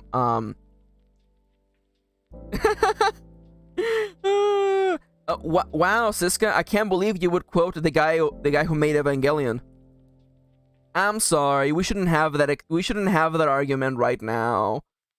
All I want to say is that if you make a piece of fiction purposefully to angry the fans who have made you miserable, you're also making a bad piece of fiction for the fans who had nothing to do with that and who otherwise enjoyed your work. Just saying. So congratulations, you made a bad piece of fiction. Congratulations. Congratulations. Congratulations. Congratulations. Anyways. I actually think episode 26 of Evangelion is actually pretty good. I actually think it's actually a good piece of fiction. Unfortunately, the movie really ruins everything else. Whatever, it's fine. This is an argument about Evangelion that nobody cares about. Nobody cares about. Okay, so do light novels have episodes? No. They don't. I am writing this book like a sitcom, and the reason why I'm doing that is because, see, let me just do a quick little write-up, okay? So, imagine your book as a box, right? And this box can be endlessly, infinitely deep. And I have found that one of the best pieces of advice that I can give someone is that when you brainstorm a book, give yourself a limitation on how long it's gonna be. You gotta give yourself some sort of formatting, some sort of boundary. Otherwise, you might end up with a book that is literally thousands of pages long. There's nothing wrong inherently with that. But at the same time, I don't read books that are thousands of pages long, and I like to create fiction that I would myself read and recommend to my friends, so I give myself a limitation. And by breaking the book into episodes, I have literally half of the equation already. If I want to write a book, if the page goal, or if the word count goal for this book is, X, all I gotta do to find out how many words each chapter should be is divide X by 12. If you come into the book with a plan for how long it should be, then you're giving yourself a little bit of a leg up, Now, for instance, let me actually rewind this, okay? So, let's say, and this is actually something that I actually need to do, so I'm literally brainstorming right now. Let me actually literally make this a point. How long should this book be? And I feel like, it is pivotal that you think about this before starting. Are you writing a 50-page novella? Are you writing a book that will be 200 pages? What about 500? What about 500? The longer it is, the longer it will take to complete, and the more and the bigger the story will need to be to justify the page count. Consider this deeply. So, let's talk about how long this book should be. So, I would like this book to be about a decent book length. Let me actually grab a book that I've been reading recently and see how long it is.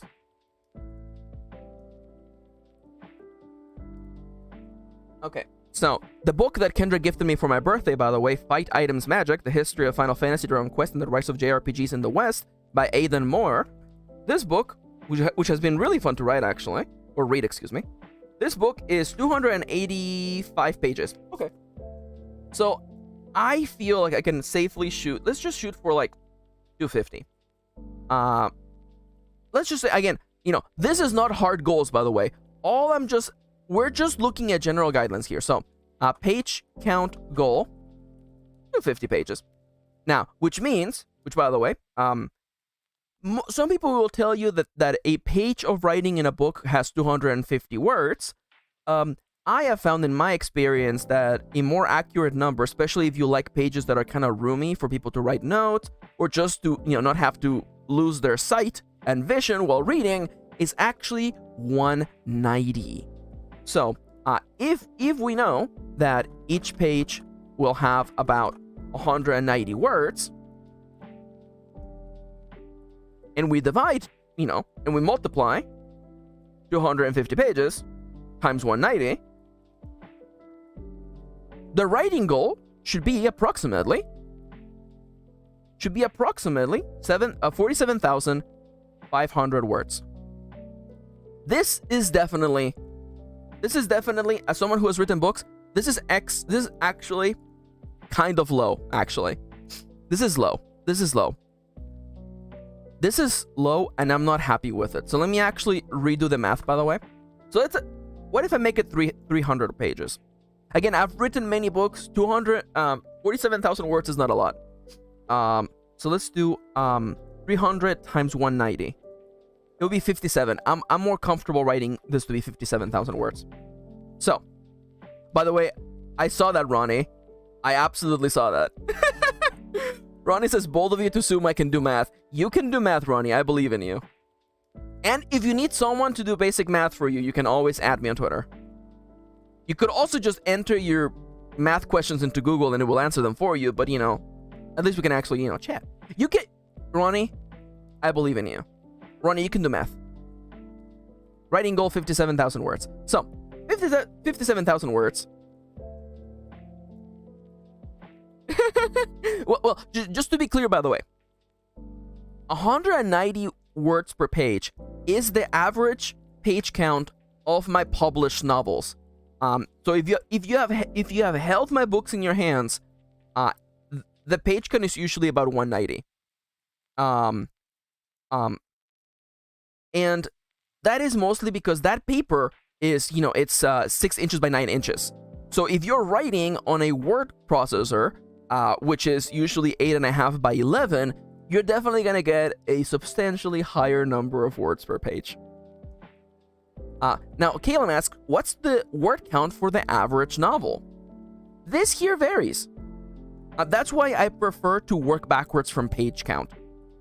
For instance, consider the books that you like. And it's as simple as just going to a bookshop and looking for books who might be on the same bookshelf as your book. And be like, well, this book seems about the right size. See how many pages it is. and then work backwards from that. Now, I will say that particularly science fiction and fantasy novels tend to have very, very tiny, tight print to fit the large word count into as few pages as possible. But I don't like to do that to my readers. I'm independent. I have the freedom to design what the ebook looks like or what the actual printed book looks like, and I don't think it's fair to force readers to pull out their reading glasses if they can't help it. Caleb says, this is the part of writing I never think of: word count, book lengths, endings. Well, that's why I make it a part of my planning process. If anything, because it's important to acknowledge, and maybe this is like, maybe no, some people may not have ever thought about this, but when you commit to writing a book, you're committing to that book being done someday. And I know that it can be a weird thing to consider, especially if you've been working on several stories over the years, or you know, like jumping around between creative projects, and you know, you've never really, like, you know, made it all the way through the end of the journey, and so the idea of a book being over is kind of mystical and ethereal. But in reality, it's quite simple. If you dedicate yourself to writing this project and you're consistent with it, you will finish it. There is no magic here. There is no like, what if. There's no exceptions. If you consistently work on your project, you will finish it. It really is that simple. We're gonna talk about literally like daily writing goals like in a little bit, but like you can literally break down this goal backwards and be like, well, if I have to write this many words and I can comfortably write and I can comfortably write these many words per week, per day, then this book will take me X days to write. And take it from someone who has finished many novels. It actually is that simple. The reason why, you know, writing a book is hard is because it's a complicated task that is very daunting, and you know, there isn't a formula to writing a book.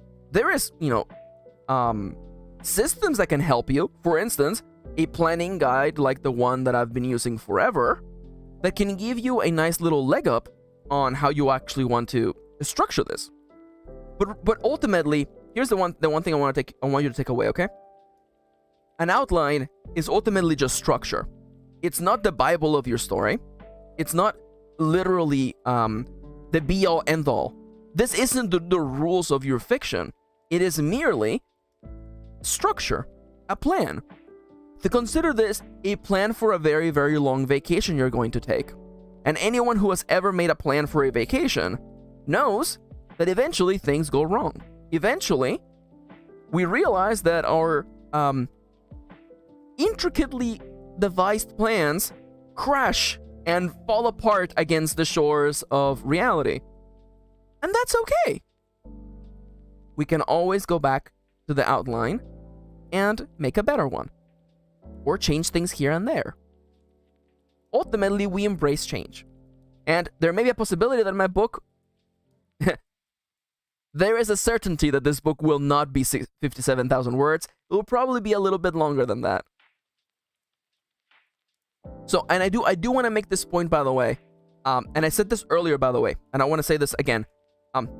Do not fall into the easy pitfall that progress is all or nothing. Don't let people trick you into believing that you have to write 10,000 words in one day. Any progress is progress. It is in the nature of all living things to slowly, consistently make progress. It is the way the crops grow. It is the way the weather changes. It is the way that the waves of the sea erode away at the cliffs of tradition. Time, consistency. That is the only thing that has ever finished anything. As simple as that.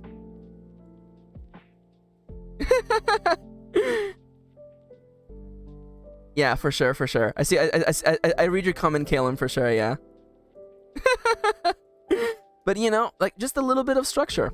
Now, so let's say, for instance, you know, I want to write about 300 pages, and each page will have about 190 words. So my writing goal is about 57,000 words. Now, if I have 57,000 words, 57,000 divided by 12 episodes. Each episode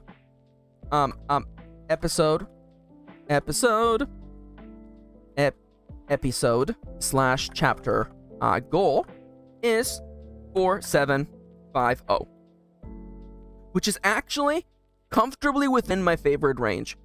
Whenever my big chapters in my books tend to be between 4,000 and 5,000 words, so these chapters being about, you know, on the upper end of 4,000 actually feels relatively good for me. So even though I think this goal is a little bit on the short side, I can make this work. Okay, so here's literally my goal. So each of these chapters has about 4,750 words of allowance.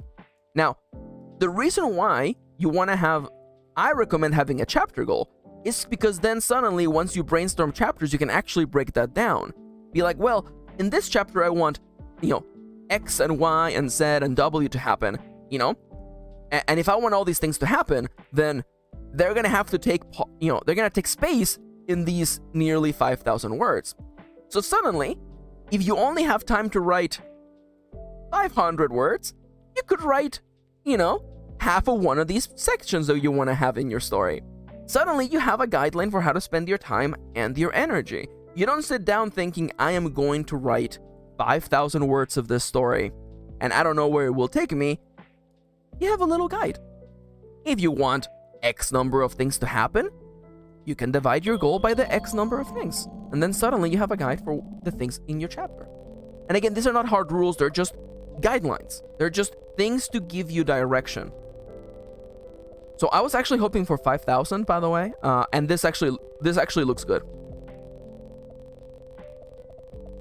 And again, I've come to have all these ideas after a long time of writing and stumbling and finding my own way. So you don't have to do what I do, but I definitely recommend that if you want to, you know, attempt something else, this might be the thing for you. It's definitely helped me in the past, so I think it might be helpful to you. Wait, are the emojis not working on the chat box? What? Wait a minute. Why isn't the emoji working on the chat box? Okay, everybody hold on to your butts, okay? Okay.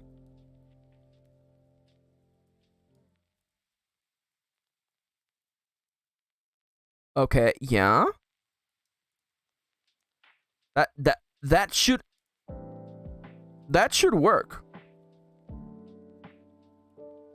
That should work. Let me just type slime. Huh. Let me see. Does slime work? It's not working today. What the hell? Let me check something. What the actual hell? Okay, should be under Vtuber. Okay, let me find the little overlay that I found again. It is this thing. Uh-huh. I have done this. I have done this. Wait, what if I refresh the cache? How about that? Did that did anything? Oh, it did it. Okay. I just had to refresh the cache. Okay. Wow. Wow. Sometimes you really just have to turn it on and off. Thank you for pointing that out, Kitty, by the way. Thank you. You just have to turn it on and off, huh? It really is that simple, huh? Can't buy anything else, can I? That's life. Alright, let me just really quickly. So, you want to grow... Yeah, dice is the best thing to grow in spring. So, dice, and then we want to do rainbows. And then cake. Can do cake... No, wait. Heart. We grow you guys, and then we're already making money. Let's go. Did I get more? I did get more. Let's go. Oh, pog. Okay. So, I'm gonna get up and stretch real quickly. We have about an hour left, so you know, and we've made quite a bit of progress. And again, you know, part of this is me explaining my process, so I'm not going as fast as I would be if I wasn't just explaining things. But nonetheless, the stream isn't just for me; it's also for you guys. And by the way, I do want to make this very clear. This is the outline I'm going to be using for this book. You will be seeing this document for a long time. So this isn't just me showing off. I am literally going to be using this. Anyways, get up and stretch, drink some water, and then we will be diving right back in.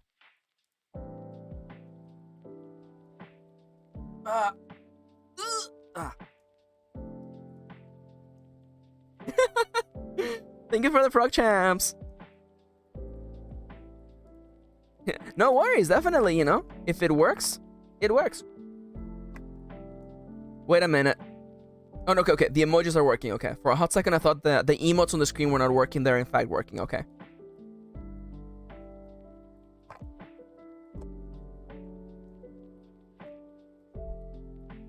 Huh. Okay. And please do remember that later today we will be raiding Ronnie. What is Ronnie playing tomorrow? What is Ronnie, what are you playing today? Ronnie, do you know what you're playing today? Okay, thankfully I didn't actually turn that on. Host Mouse. I know nothing about this game, but it sounds like a game for Charles. It has mouse in the name. I think it's for Charles for sure. So now that I have an idea for the length of the chapters, and I'm actually pretty satisfied with them, I'm just literally gonna I asked Ronnie what their game is for today. They're playing a game called Host Mouse, which I must assume is a game about a mouse who delivers the mail. Which, I mean, like, that sounds dope as heck. Googling it. Charlie violently Googles what Post Mouse is. Me seeing a mouse, nice Charlie reference, yeah. Yo, by the way, can I get Charlie's in chat? Can I get Charlie's in chat, by the way, so we can have a bunch of Charlie mice in on the stream? Oh, let's go! Yeah, there they go. There's one Charlie. It's flying above the Pomo farm, and then it faded away. Oh, let's go! Oh, there's the Charlies. Here they come. Ooh, Post Mouse is free. Yo, hell yeah! Hell yeah! I love that. Oh, there they go. There's a bunch of Charlies on the screen. Let's go. I like they always look like they're coming out of the GIF. By the way. They look like they're coming out of the GIF where my wife is roasting me. Or that, yeah, it looks like they're always coming out of here, by the way. It's not all about you, Charlie. Siska, are you bullying my friends? Only I can bully my friends, by the way. Only I can bully my friends. How dare you? Okay, so I don't know where the you know, ideas for chapter for episodes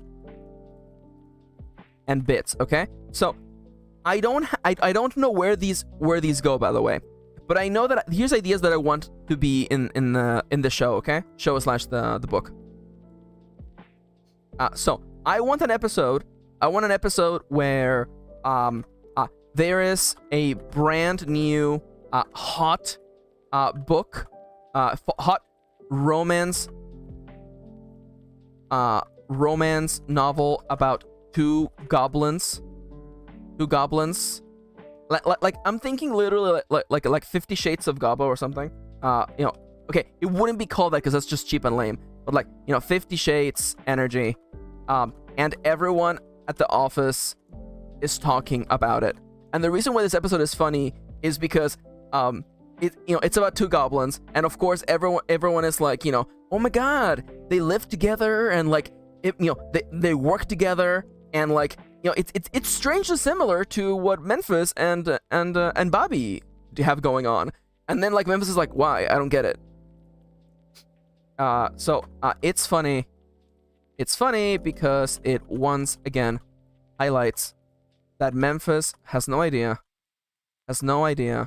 that everyone thinks they are in a relationship Bobby. Shades of Purple. Oh my god, how dare you? I kind of hate it. I kind of hate it. I hate it. Shades of Purple. No, but we also have the real life book, The Color Purple, which seems like a bad vibe. We'll see. Shades of Purple. We'll see. Maybe we can come up with a different name color. Shades of Indigo.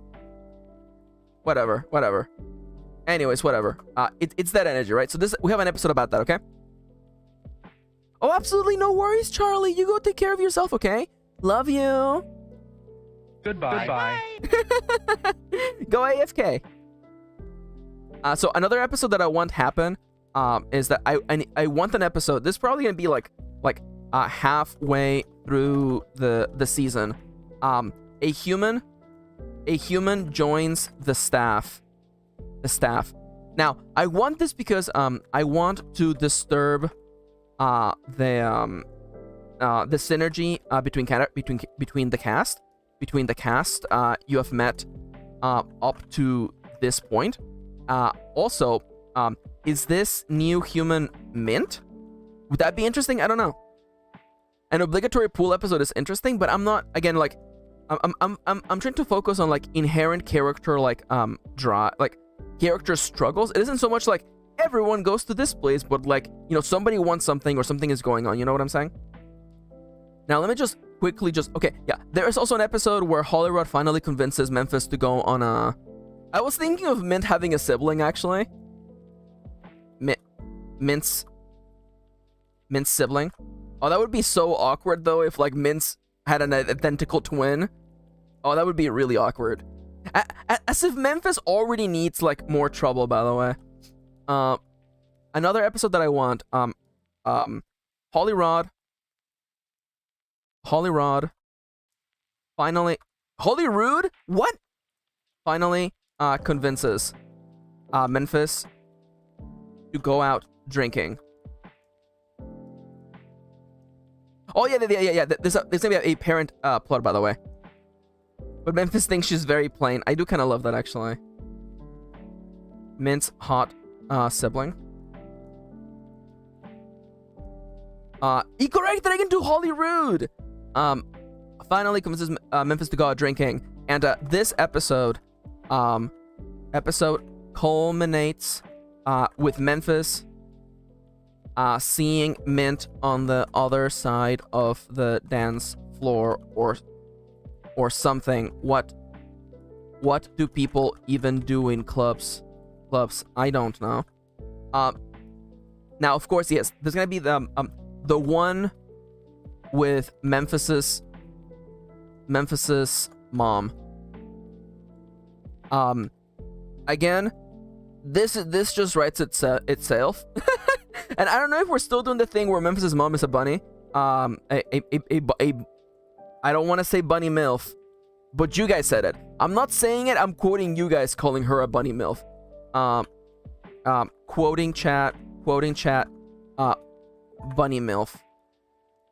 And of course, this episode, this is gonna be extra funny because Memphis's mom also believes that Memphis and baby are an item. Asks things such as like, when are you two finally going to get married and have children? You know, your cousin Faust already has 2 little skeleton babies, and they are just so cute. Kinda MILF reblog. How dare you? I didn't post it. I'm just retweeting it. Okay. Fellas, is it horny on main if you retweet? Okay, I guess it definitely is horny on main. Never mind. Oh, definitely Beelzebub is better. No, it's Beelzebub. It's Beelzebub. I love him. It's Beelzebub. It's your cousin Beelzebub. Oh my god. Hey Alex, hello. How you doing? Beelzebub is incredible, but this name is so good. I kind of want to steal it for another character. By the way, Beelzebub.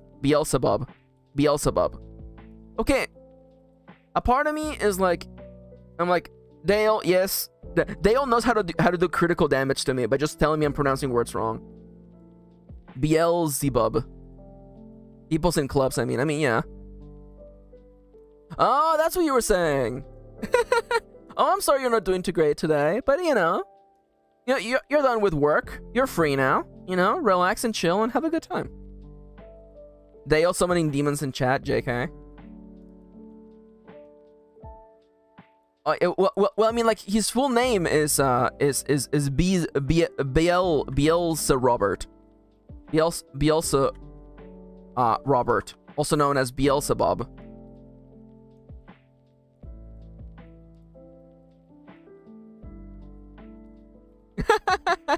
Summoning demons, bro. I'm already here. Let's go. All right. What's another? This is 1, 2, 3, 4.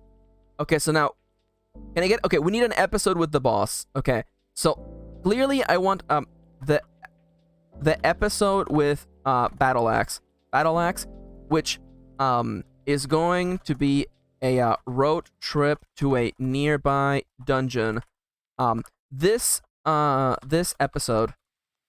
episode culminates with a touching moment where Memphis, Mr. Battle Axe, and possibly Hollyrod stand by a graveyard of heroes. So this episode is gonna be hilarious and ridiculous, but the final ending scene is gonna be like, the one place Mr. Battle Axe was hoping we could go at the end of this journey was actually going to this graveyard, where a bunch of his friends are buried. So this actually brings me to a point that I wanted to bring up, that I came up with this bit of world building literally yesterday while I was going on my walk. Okay. Oh, hi Igor. Hello. Welcome. How are you doing, Igor? It's been a little while. Welcome to the stream. So, Mr. Battle Axe, right? Mr. Battle Axe. Mr. Battle Axe is named after the weapon he used in combat. He used to be a hero, by the way. He used to actually go and fight the forces of evil. Now he's training heroes by being the boss of the dungeon. Beamant Hollyrod. And Sir Augustus Platinum Blade. So, all these characters have last names that name a weapon, and I realized that in this setting, much like, if you were the blacksmith of the town, your last name would become Smith. If you were, for instance, the fisher of the town, your last name would become Fisher. I realize here that without thinking, I gave 3 characters weapon names. And what does that mean? Well, to me, Mr. Battle Axe, Hollyrod, and Platinum Blade, all of them are related to heroes in one way or another. Of course, Sir Augustus Platinum Blade is clearly, he comes from a long line of people who have fought against the forces of evil. Comes from a long line of heroes. So he has a lot to make up for. I forget the phrasing here, but whatever. Now, Mr. Battle Axe, we know that he actually used to fight. Was a hero a few decades back. Was in some of the biggest fights of the campaign against the Grand Maestro. Lost many of his friends, but is otherwise a chill and cool dude. Live up to, thank you. Live up. A lot to live up to. Thank you for fixing me. Now Hollyrod, I was like, well, why is Hollyrod the Hollyrod's last name? And I was literally thinking about it this morning when I was making breakfast.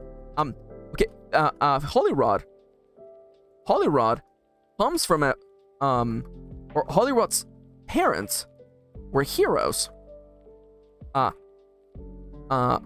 Who wanted their child to actually have a life freed from fighting. So I don't know if, maybe this could be an episode actually, maybe we learn about this. I don't know if Holyrod being like rebellious ended up going for a job that is still related to working in dungeons, or if maybe it's morbid curiosity, or if maybe this is how they can help the cause to defeat the forces of evil. So even though Holyrod has not fought themselves in the war against the Grand Maestro, they still have their family name. And it was, Holyrod is definitely, would have been a cleric name for sure, yeah. So definitely, I feel that, maybe Holyrod,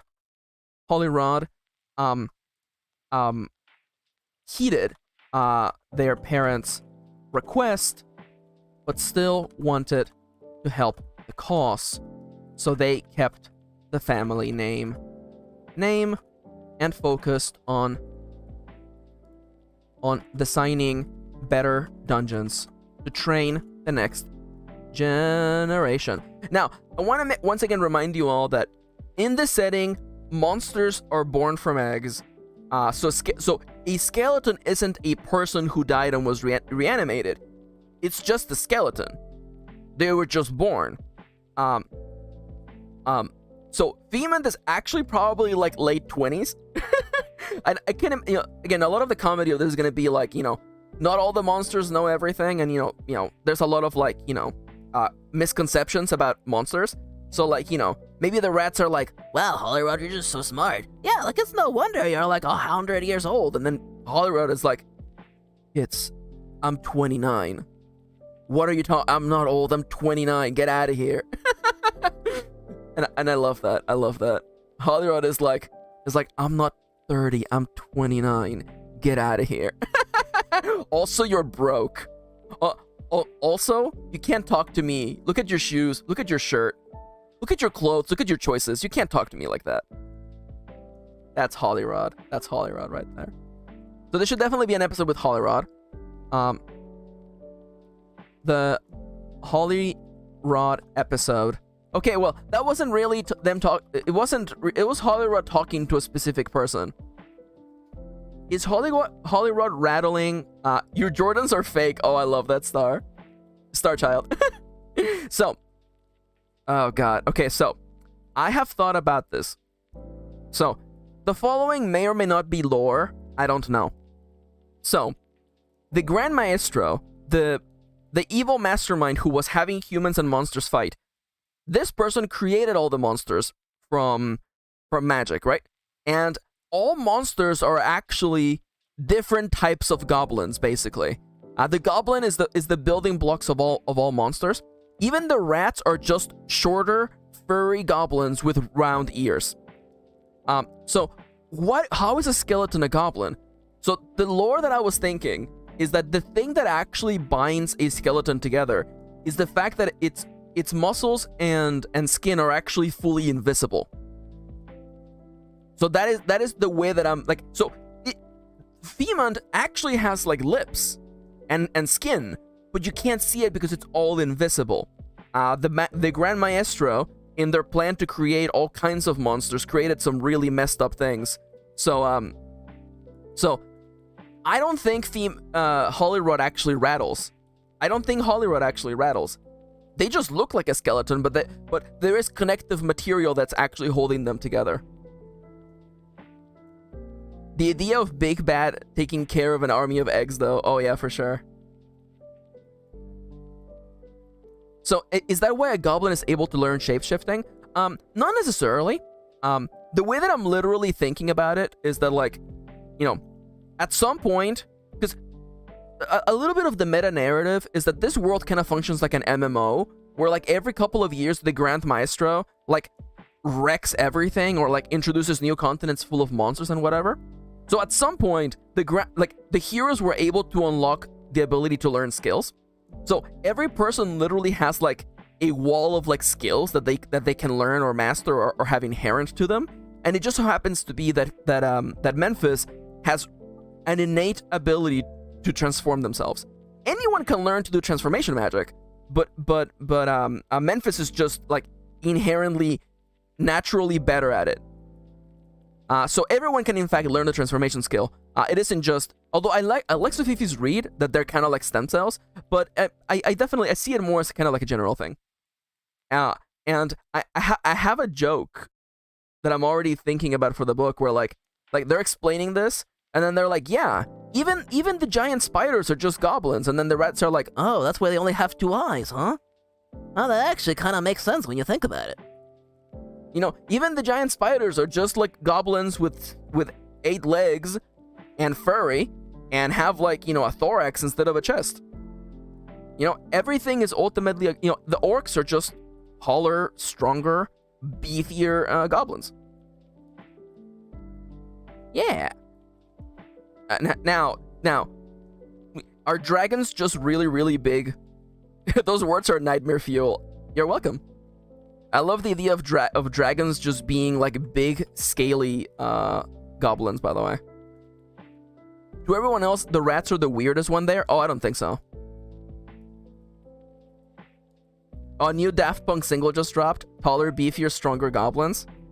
Taller, beefier, stronger goblins.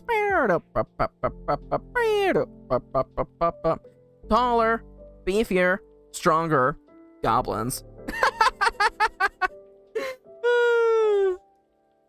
Yeah, that makes sense. It's goblins all the way down. Oh yeah, for sure. Yo, I know Kendra has like infinite points, but could one mod give Kendra like, you know what? Give Kendra 69 points for that. Honestly. That was so good. That was so good. So the Holyrood episode, which is all about Holyrood,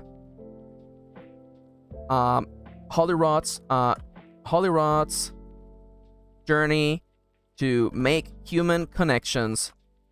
And maybe actually in this episode we also learn about Holyrood. We also learn about Holyrod's name.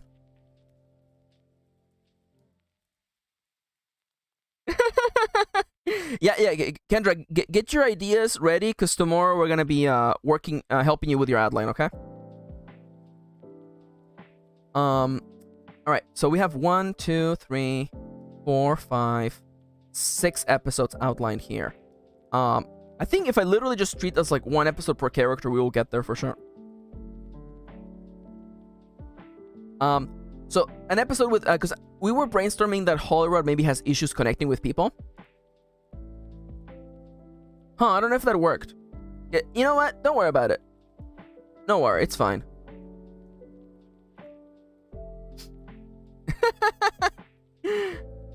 No worries. Wow, Kitty has a lot of max points. Through no means but just literally watching the stream, right? I don't feel like I've ever given Kitty points. Alright, so who else? Well, we need an episode with Tabitha, an episode with the rats, an episode with... Well, do we even have time to meet for all these characters to have episodes?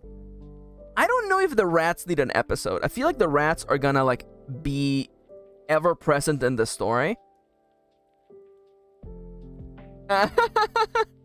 It's okay, man. You did good. Oh my god. Yeah, Chips, you blew past the 420 plus times 10. Okay, Kendra. Guys, you do realize that you're depreciating the economy by doing that, right? You do realize that like the points economy gets depreciated. Am I gonna have to increase the point of all redeems by like 30% to make up for the fact that you guys are depreciating like the market? You can't just print money. You can't just give Kitty $1 million. One of these days, we're gonna do the MMO crunch, and you're all gonna be so unhappy. I'm going to manually go through everyone's points and reduce them by a fraction of like 10. we're gonna do like the freaking World of Warcraft item stat crunch. All right, so I definitely don't think that Clayton needs an episode all for himself. He'll be in the background being ridiculous. Kendra. I'm about to fight you right now. Yeah, that makes sense. Kendra said, by the way, if you stop giving the thorny police 98% of the budget, we could afford to be here in peace. Kendra, you are the horny police. Hashtag defund the horny police. You are the police, Kendra. You're here to shoot down any malicious ladies who want to share links to their adult websites. Also, Kendra, I recommend you start quieting down because, like Melty's saying, people are about like they're gonna start rolling in the guillotines and making sure you guys share your points around. Honestly, I can't blame them. They make a fair point. So who else needs an Oh, I mean, like, we definitely are gonna need an episode with I can't say that, Alex, but yes. There is a hard drive article. The headline is something like horny police realize it's a bad idea to put all the horny people in one place. All right, so we have an episode. We have that. We have that. This will probably be part of something else.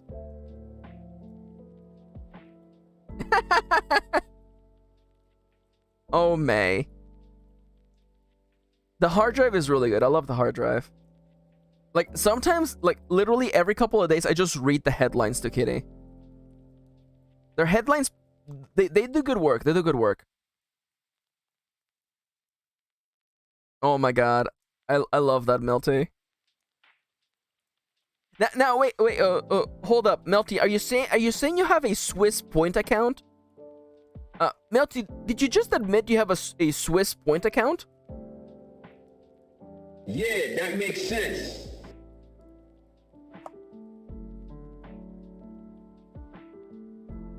The offshore points account. Oh my god. Some people are gonna be like, yo, rubbing chin. You're telling me that if I watch on multiple accounts, I can generate more max points? You're gonna have people setting up max point farms, by the way. People are gonna be like...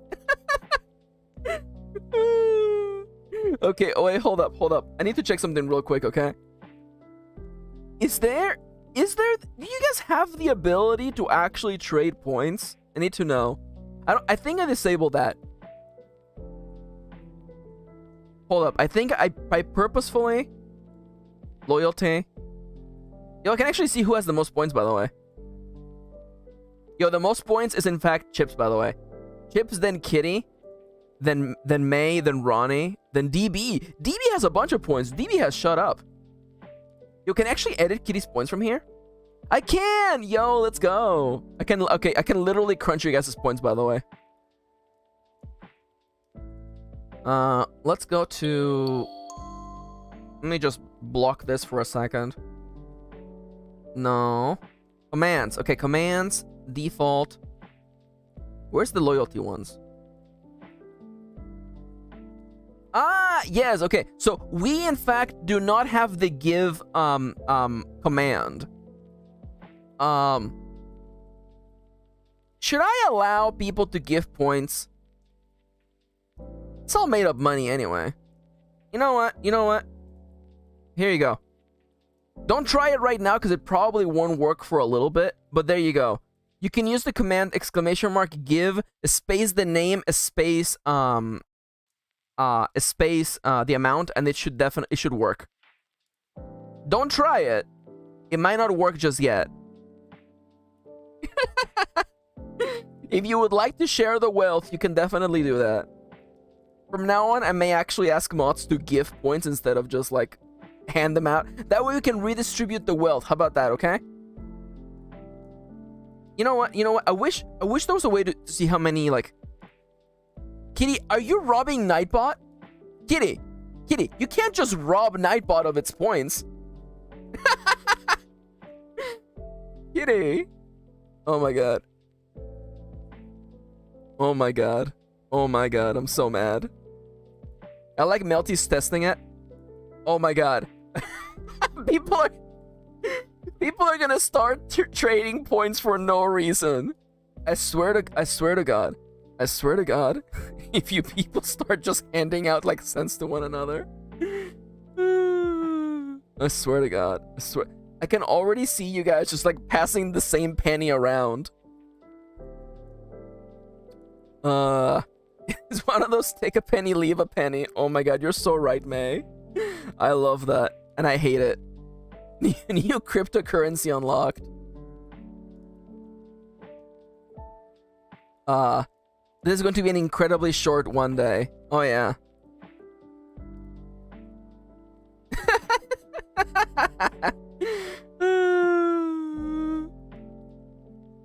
You guys are too chaotic, by the way.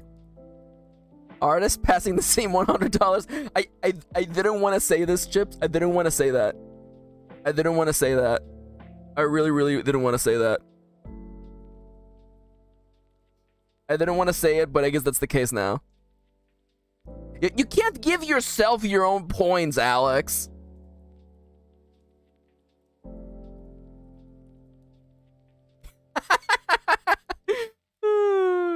Guys, you can't give yourself points.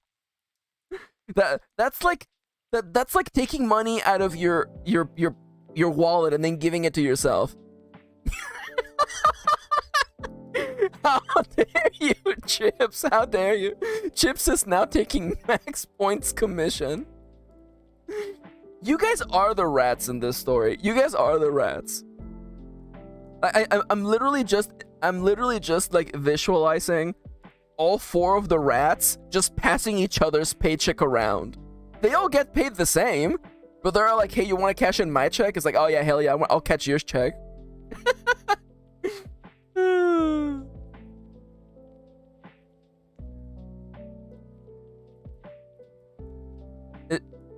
I don't know why Dale failed to give Kitty 420 points. Sometimes it works, sometimes it doesn't. Oh my god, Kendra. Alright. I think we have the points. Oh yeah, I think. Oh yeah. What Dale? It's just the number at the end, not points.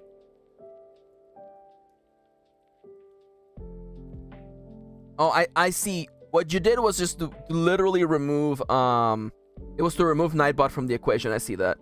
Let me just go to loyalty.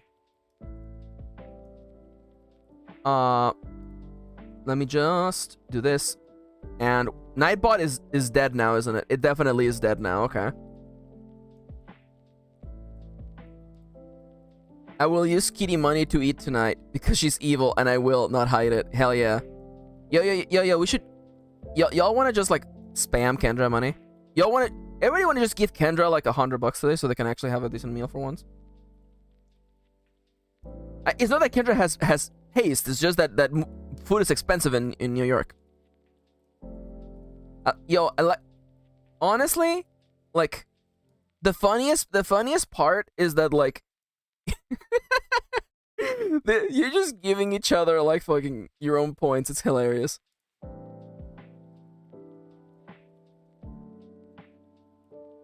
Oh my god.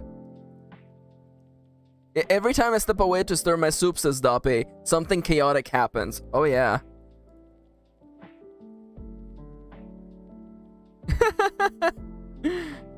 Max, don't. I can't repay them. Who said anything about repaying? Who said anything about lending money? Kendra, am I gonna have to like literally like freaking give you money right now? Freaking punk.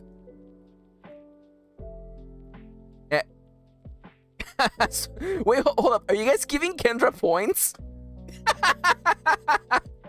Yo, everybody, you want to give some points to Kendra for no reason? Exclamation. Oh, there you go. Yo, that's it, Kendra. You had this coming to you. It's extra funny because Kendra is like really easy to give points to, by the way. Oh my god. Kendra, can you do me a favor and just type exclamation mark points? I want to see how far you have shot up. Actually, I guess I can just go, look you up here, huh? Oh my god. People are not even redeeming anymore. They're just giving points to Kendra. This has not updated. Well, I guess it has updated. Let's go. Oh, let's actually go. Yo, Kendra, you have now surpassed... Wait a minute.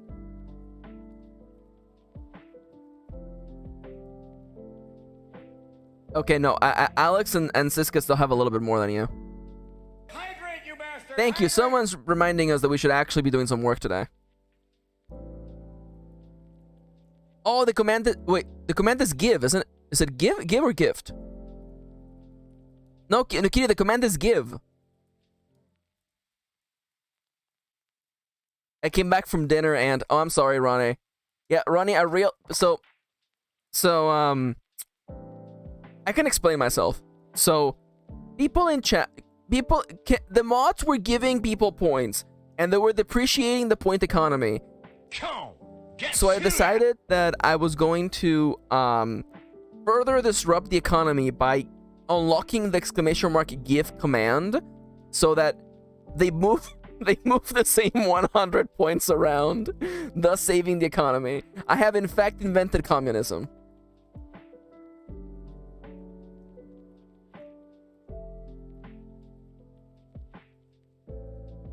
We have so much power and no idea what to do with it. This is exactly what the rats are, by the way. This is the funniest thing that's happened this week, yes.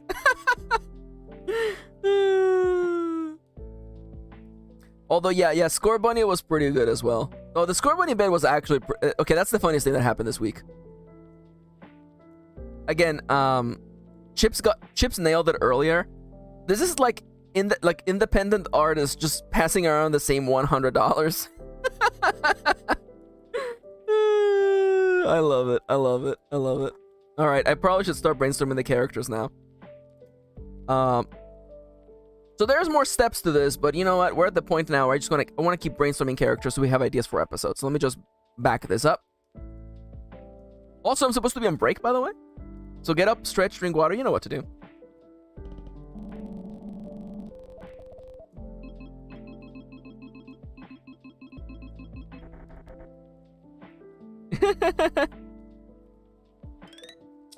The economy is flourishing because everyone is supporting one another. Wow. At last. Yo, Takis are so good, Dale. LOL, the chaos of the free market has distracted me. It has. Oh, Charlie. That's gay. You're gay. I love you.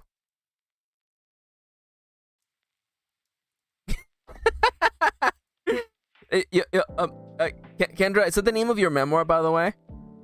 Kendra's memoir is, I was just peacefully making gays with Charlie, and then I was pushed down and beaten and had my pockets filled with money.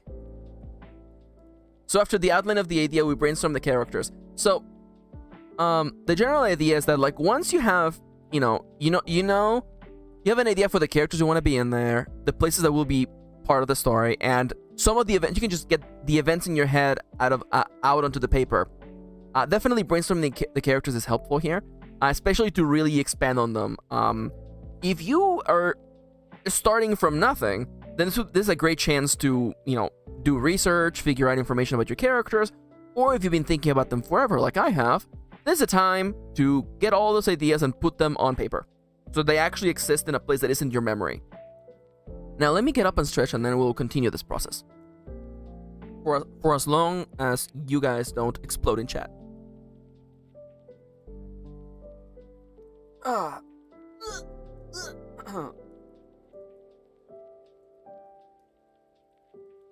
By the way, also a formal reminder that the stream will be ending sharply before 2 p.m. because we're going to be raiding Ronnie. We're going to be raiding Ronnie, who's going to be streaming today. They're going to be streaming Postmouse. Moontones. Ronnie is a lovely friend of this stream. They stream on Twitch, and they also have a VOD channel on YouTube where you can watch their streams. They have had some incredibly fun streams lately. I particularly recommend the most scuffed stream of all time, where Ronnie reviews walking in video games.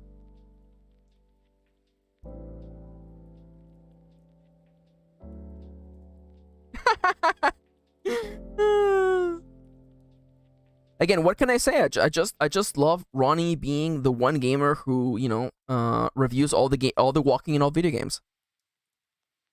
Yeah. And then plays Fairy Baubles on Neopets, aka Superior Game. It's true. It's absolutely true.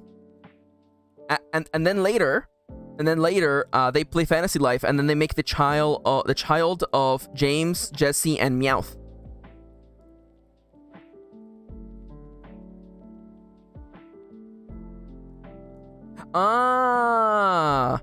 Yeah, unfortunately, Dale, I can't give you guys that power. Yeah, because, like, a rando could come in and then add a quote that is inherently, like, grossly disgusting. Yeah, also, by the way, Ronnie is adorable and has an adorable voice. I love Ronnie. Also, they're very funny. I wanted to point that out because, you know, am I stealing Ronnie's jokes? I don't know. I can't neither confirm nor deny these rumors, Your Honor. I am under oath, and I will not, you know, I'm not gonna plead the fifth because that definitely shows guilt. But I definitely say that there's a non-zero chance I've stolen some of Ronnie's jokes. Oh yeah, for sure. As Charlie says, you know, if there's a quote you would like to be turned into an actual quote, let the mods know. Though I do want to make it very clear, okay? There's a fine line between, hey, that's a thing that should be a quote, and pestering people to add a quote you like. There's a fine balance in there, so definitely, you know,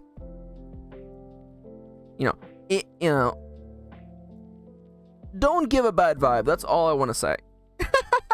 I had to scroll through all the dialogue options, all the way to the bottom, Fallout New Vegas style, and I'm like, which is the option that doesn't trigger a fight?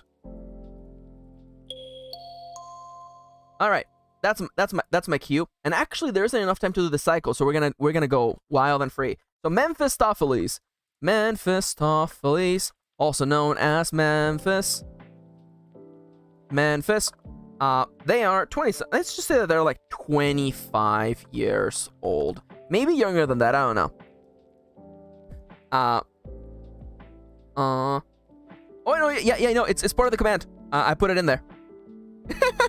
Sometimes I remember to do things. Wait a minute. The Kendra command works, right? Because I shared earlier today. You know what? Actually, the stream can wait for a second because I have to share twitter.com/Mr. Kirin, which is me. Kendra sent me an incredible gift, and I want to show you guys.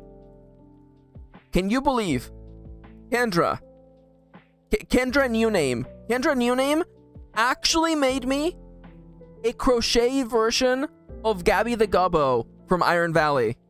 Can you believe this? Can you believe I have my own Gobbo of Gabby?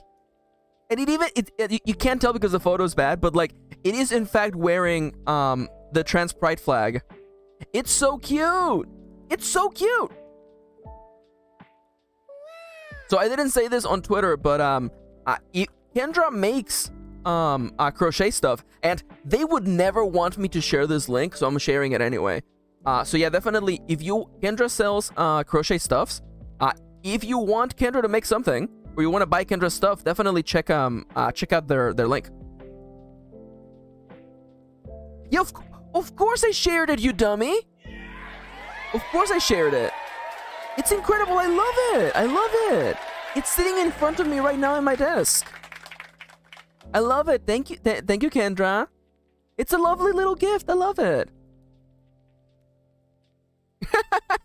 Soon as I can grab all of Kendra's strawberry bags. Yes, yes, buy Kendra's stuff. Because that way, if you buy Kendra's stuff, then they have no choice but to actually buy food. So yeah. We have the official Gabby the Gobo crochet plush made by Kendra.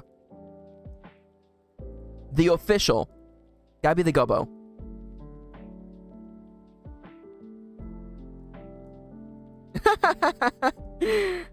Maybe.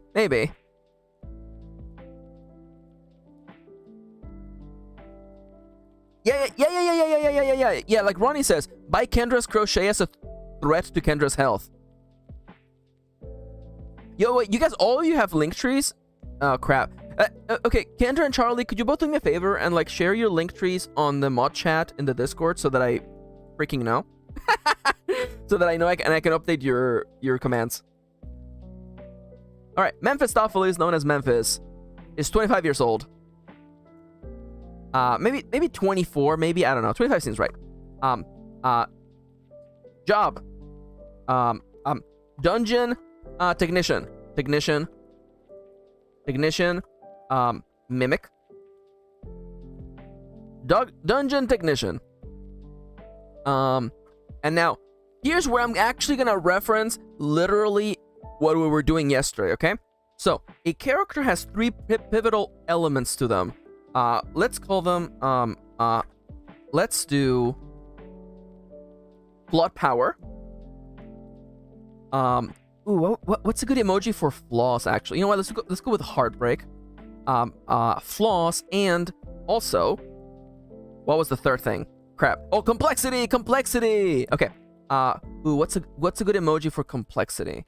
I can't just type complex, right? No. What's a good emoji for complexity? What's a good complex emoji? Oh, let me see. LOL, I thought Memphis was gonna have a best girl tier list for some reason. Oh, okay. I'm okay with brain. Yeah, thank you, Alex. So, what are the things that Memphis can do to move the plot forward? Memphis. Oh my god. Memphis moves the plot forward by being helpful around the office. Literally everyone asks them for help. People see them as useful and skilled because being a mimic is hard.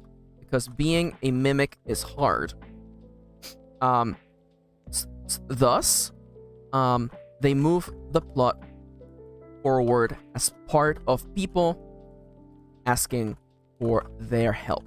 So, Memphis's contributions to the plot is going to be mostly people come to them, and then Memphis tries to figure out solutions to their problems. Now, what gets Memphis in trouble? Memphis gets in trouble because they are terrible with romance. They have no clue that Bobby has a horrible crush on them. And also, they have no clue how to pursue Mint. Now, what makes Mephistopheles complex? Memphis's complexity comes in the form of their internal struggle. How can a crush be horrible? Actually, never mind. Gotcha. Internal struggle. Memphis is suffering from terrible imposter syndrome, which is funny because they literally are an imposter in the dungeon, but whatever, it's fine. Imposter syndrome. They don't see themselves as good or important, and yet they are. Their journey is partially about them learning to love themselves and see their own strengths. Monster crush. Oh my god, how dare you? A monstrous crush.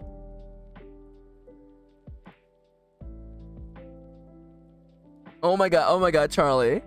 Oh my god, they're just like me for real. Charlie says, I thought you wrote a Charlie character in Fel, but this may be the most Charlie character actually. Oh my god, Charlie. I love that. I love that. So, let me just literally just copy like, let me just make a template real quick. Ah, crap, pronouns. They, them. They, them. She, her. She, her, trans. Let me just, and let me also get the last 3 emojis that I literally put in there, which is boom, boom, boom. And I'm just gonna literally copy this and have that as a little bit of a template for later. Caleb says, I need this as a template so I can fill it out for my OCs. Aw, that's sweet. I might actually make like Google Sheets with this stuff, honestly. If people would like it. Aw, photo of a mimic mode, Memphis in a heart-shaped frame. I kind of love that, actually. Oh my god, yeah, for sure. Oh my god. Charlie, you have no idea. You have absolutely no idea. Charlie says that they're terrible with romance and they got lucky with Winnie. I don't know. I'm not saying that I'm drawing from personal experience in Memphis, but, you know, let's just say that, like, I kind of get them. Your name is, Babylonia, also known as Babi. She, her, trans. She is also 25 years old, and she is, oh crap, okay. Can I get a name for someone who does a lot of work at the office, has a fancy title, but they're basically like everyone's assistant? Can I get people in the chat who know about office culture? Could you tell me like a name for someone who just does constant work around, like someone who takes intern? No, not an intern. It has to sound like a real title. It's like administrative assistant. Thank you. Oh my god, thank you, Kitty. Of course you would know. Administrative assistant. Office coordinator. I do kind of like coordinator. Wait. Didn't I? Wait, I feel like... Siska, how dare you? I thought I literally wrote something for her. Well, let me actually... let me grab my physical notes real quick.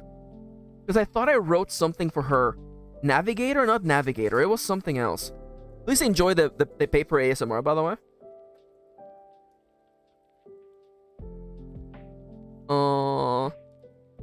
No. Where is it? Crap. What's another name? Because I'm looking at someone. Because she also has a headset, which is basically telling everybody what to do. She's directing. Administrative director of Dungeon Affairs. There you go. Administrative director of Dungeon Affairs. I love that. That's ridiculous enough. Now, so what is stage director like? Kinda. So what is ADDA? Oh, it is ADDA. That's funny. No. They're definitely not the dungeon director. If anything, I feel like Mr. Battleaxe is in fact the dungeon director. ADDA. That is like Ada. That's funny. Fun fact, in Spanish, by the way, ADA is the Spanish word for fairy. As in fairies that grant wishes, by the way, not fae. So, what is Babi's strength is that Memphis. Babi's strength is that she is so very dedicated to having a relationship with Memphis. She from her point of view, they are literally one exchange away from becoming the dream couple she's always thought they would be. She loves and wants nothing but to protect Memphis. She's very, very sweet. Unfortunately, Memphis is very, very dumb. Ah, yes. Thank you. I'm happy that it came up. Is this gonna be like a magical realist workplace sitcom? Kinda. I'm okay with that. I mean, like, the one thing you gotta realize is that I'm from Mexico. Magical realism is just like Mexican fiction. So like, and like, the thing is this, okay? Is that like, when people think of magical realism, they basically think of a story where random things happen for no reason. But if you were to study Mexican magical realism, as we do when we grow up in Mexico, particularly, you know, Carlos Fuentes, and then of course not just Mexican magical fiction, but also we're looking at magical realism, but also, you know, Jorge Luis Borges, of course, Gabriel Garcia Marquez, you know, like, what defines magical realism for me is a setting where fantastical things happen, and yet they are so grounded in this setting that they do not appear to be fantastical to the people living in it. If you're looking for a vibe of what magical realism looks like, honestly, like the Ghibli films managed to actually contain that very, very well, because they're internally consistent. There isn't a character in Ghibli who's like, oh wow, what is happening here? Wow, where is all of this stuff? Even in something like Spirited Away, the main character isn't like, wow, my parents got turned into pigs. What's up with that, y'all? She's just like, wow, this is in fact the reality of this world now. You know, like, there isn't a moment where someone breaks the fourth wall. All the people inside of this narrative, because they live in this world and this is what things these are the things that happen in this world, they don't question it. That's what makes magical realism for me. I am particularly reminded of Chocomol by Carlos Fuentes, the greatest magical realism author of all time. Mexican magical realism, in a story in which an affluent member of Mexican high society suddenly finds a statue, an ancient Aztec statue in his living room, come to life and become a beautiful, sexy man. And suddenly his life becomes very, very, very complex. Also, by the way, can I just please say that story gave me such like queer energy, by the way, growing up. I'm like, yo, like, a beautiful, like, literally the description of how this beautiful man is just like got me. I'm like, wow, he is hot. And like, you know, the affluent high society Mexican man is like, well, I'm not particularly going to argue with this. Oh, what did I say? No. Memphis does in fact have they them pronouns, by the way. Chat's ancestor. Oh my god, yes. Oh yeah, I'm just copy pasting the form, by the way.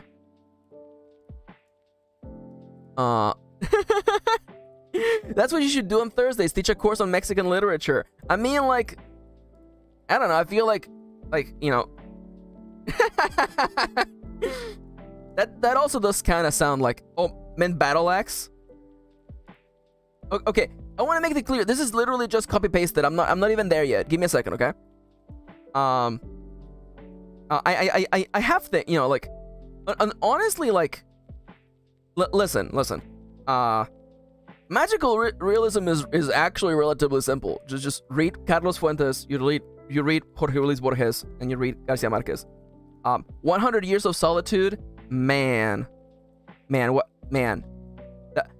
I love. Okay, I'm gonna talk about this for 2 seconds, and then we're gonna wrap this up. I love 100 Years of Solitude because that book, to me, feels like 8 seasons of an anime. Because, yeah, 100 Years of Solitude, you go through so many generations that book just feels like 8 seasons of an anime. Like, 100 Years of Solitude feels to me what people talk about One Piece. I'm like, so much happens in it, and you go through so many generations, and characters leave, characters disappear, mysteries occur, people come back decades later, and you're like, wait, hold up, I remember that description, it's that character. What? How is she back? She disappeared like 20 years ago. Anyways. And again, fantastical things happen in Marquez's work, but it's internally consistent. And that's what makes it magical. You believe for a moment that a place like this could exist in a world that is like ours. Yeah. I'm not just angry. Oh no. I don't know if you can hear that, by the way. That's my alarm for us to get out of here. So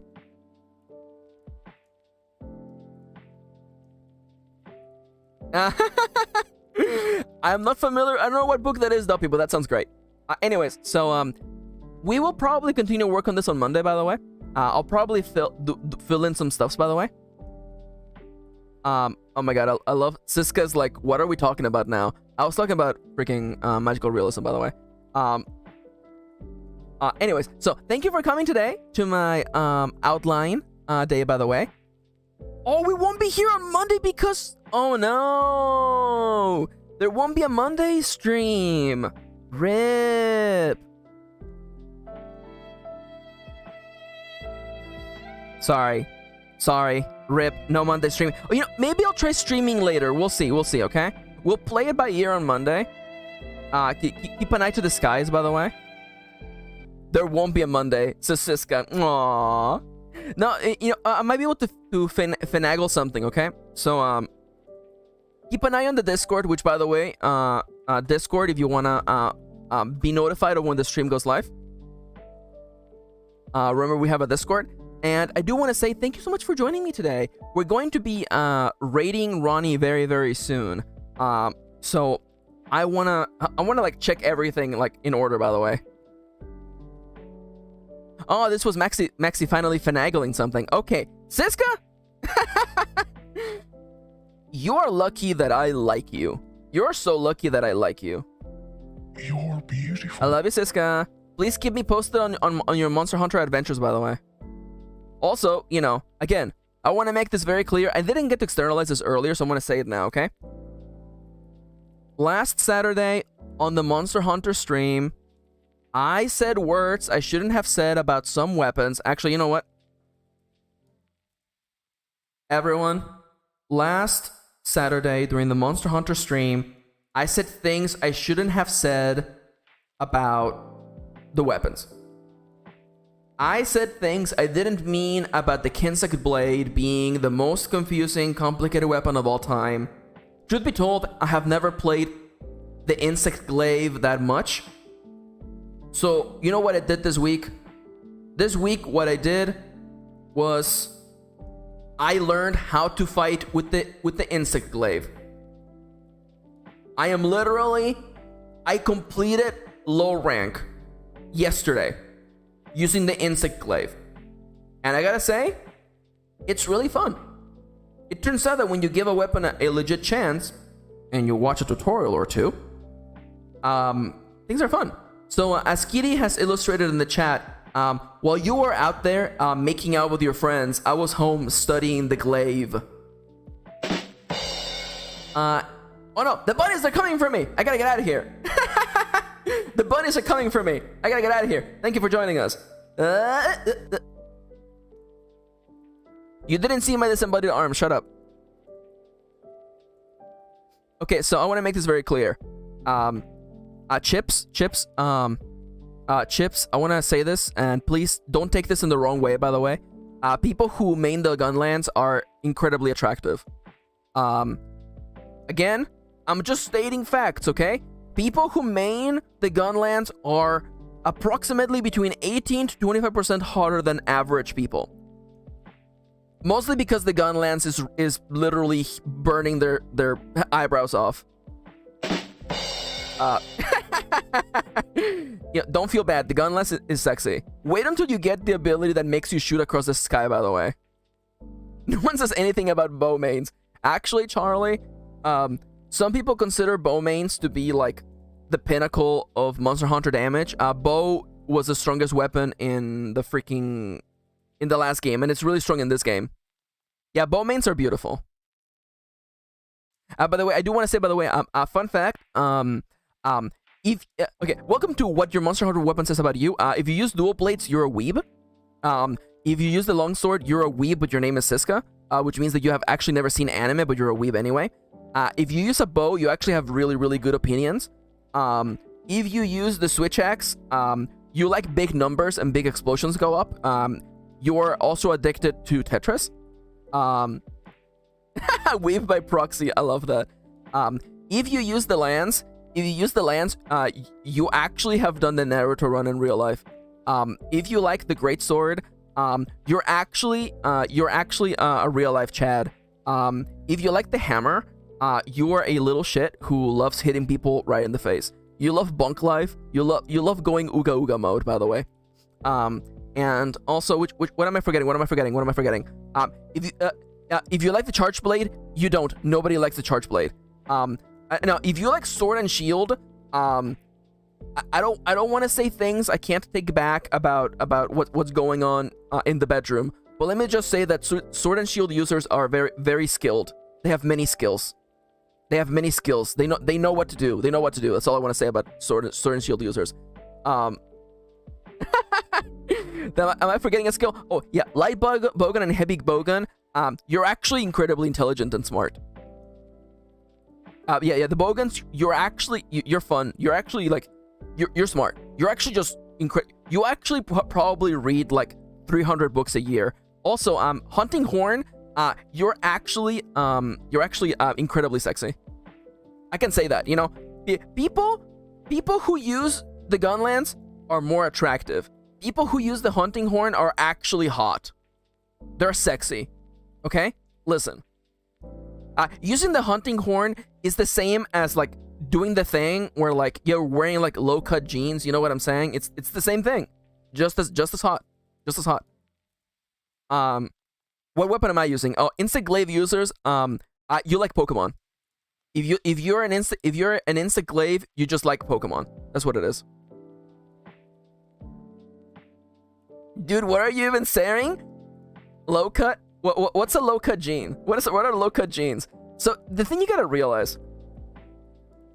What are low cut genes? No, yeah. No, yeah. I knew what I was saying. What is this? Unequips the hunting horn. Listen. Okay, listen. Okay, listen. Don't be mad at me because I'm telling you the truth. Anyway, the stream has to end in like 7 minutes. So I want everybody to go. Over to Ronnie's Twitch, and we're gonna go rate them. I may or may not gift some subs, by the way. So if you want to get if you actually want maybe to get some cool emotes, you should definitely go there. This liver of skin, less is more. Okay, listen. All I'm saying is that you could wear low-rise jeans, or you could be a hunting horn user. It's just as sexy. Yeah. Go to Ronnie's stream and get and maybe get emotes. Maybe you'll get gifted a stream sub. Anyways, I'm gonna get out of here. No ending screen today, by the way. Oh crap, Ronnie's streaming. Crap. We're getting double music today. So I want to say thank you for joining me. Thank you for making me a part of your day today. And I'm gonna get out of here. Oh hey, Deadman, I'm actually leaving now. But hello. Welcome. I'm heading out. Thank you for joining me today. Again, remember we're going over to Ronnie's stream, by the way. And the keyword today is we're here to hunt monsters. So go and spam "we're here to hunt monsters" in Muntum's stream, and I'll see you next week. Thank you for coming, and bye-bye. Okay, that's all the time I've got. I gotta get back to playing Animal Crossing New Leaf on my Nintendo 3DS.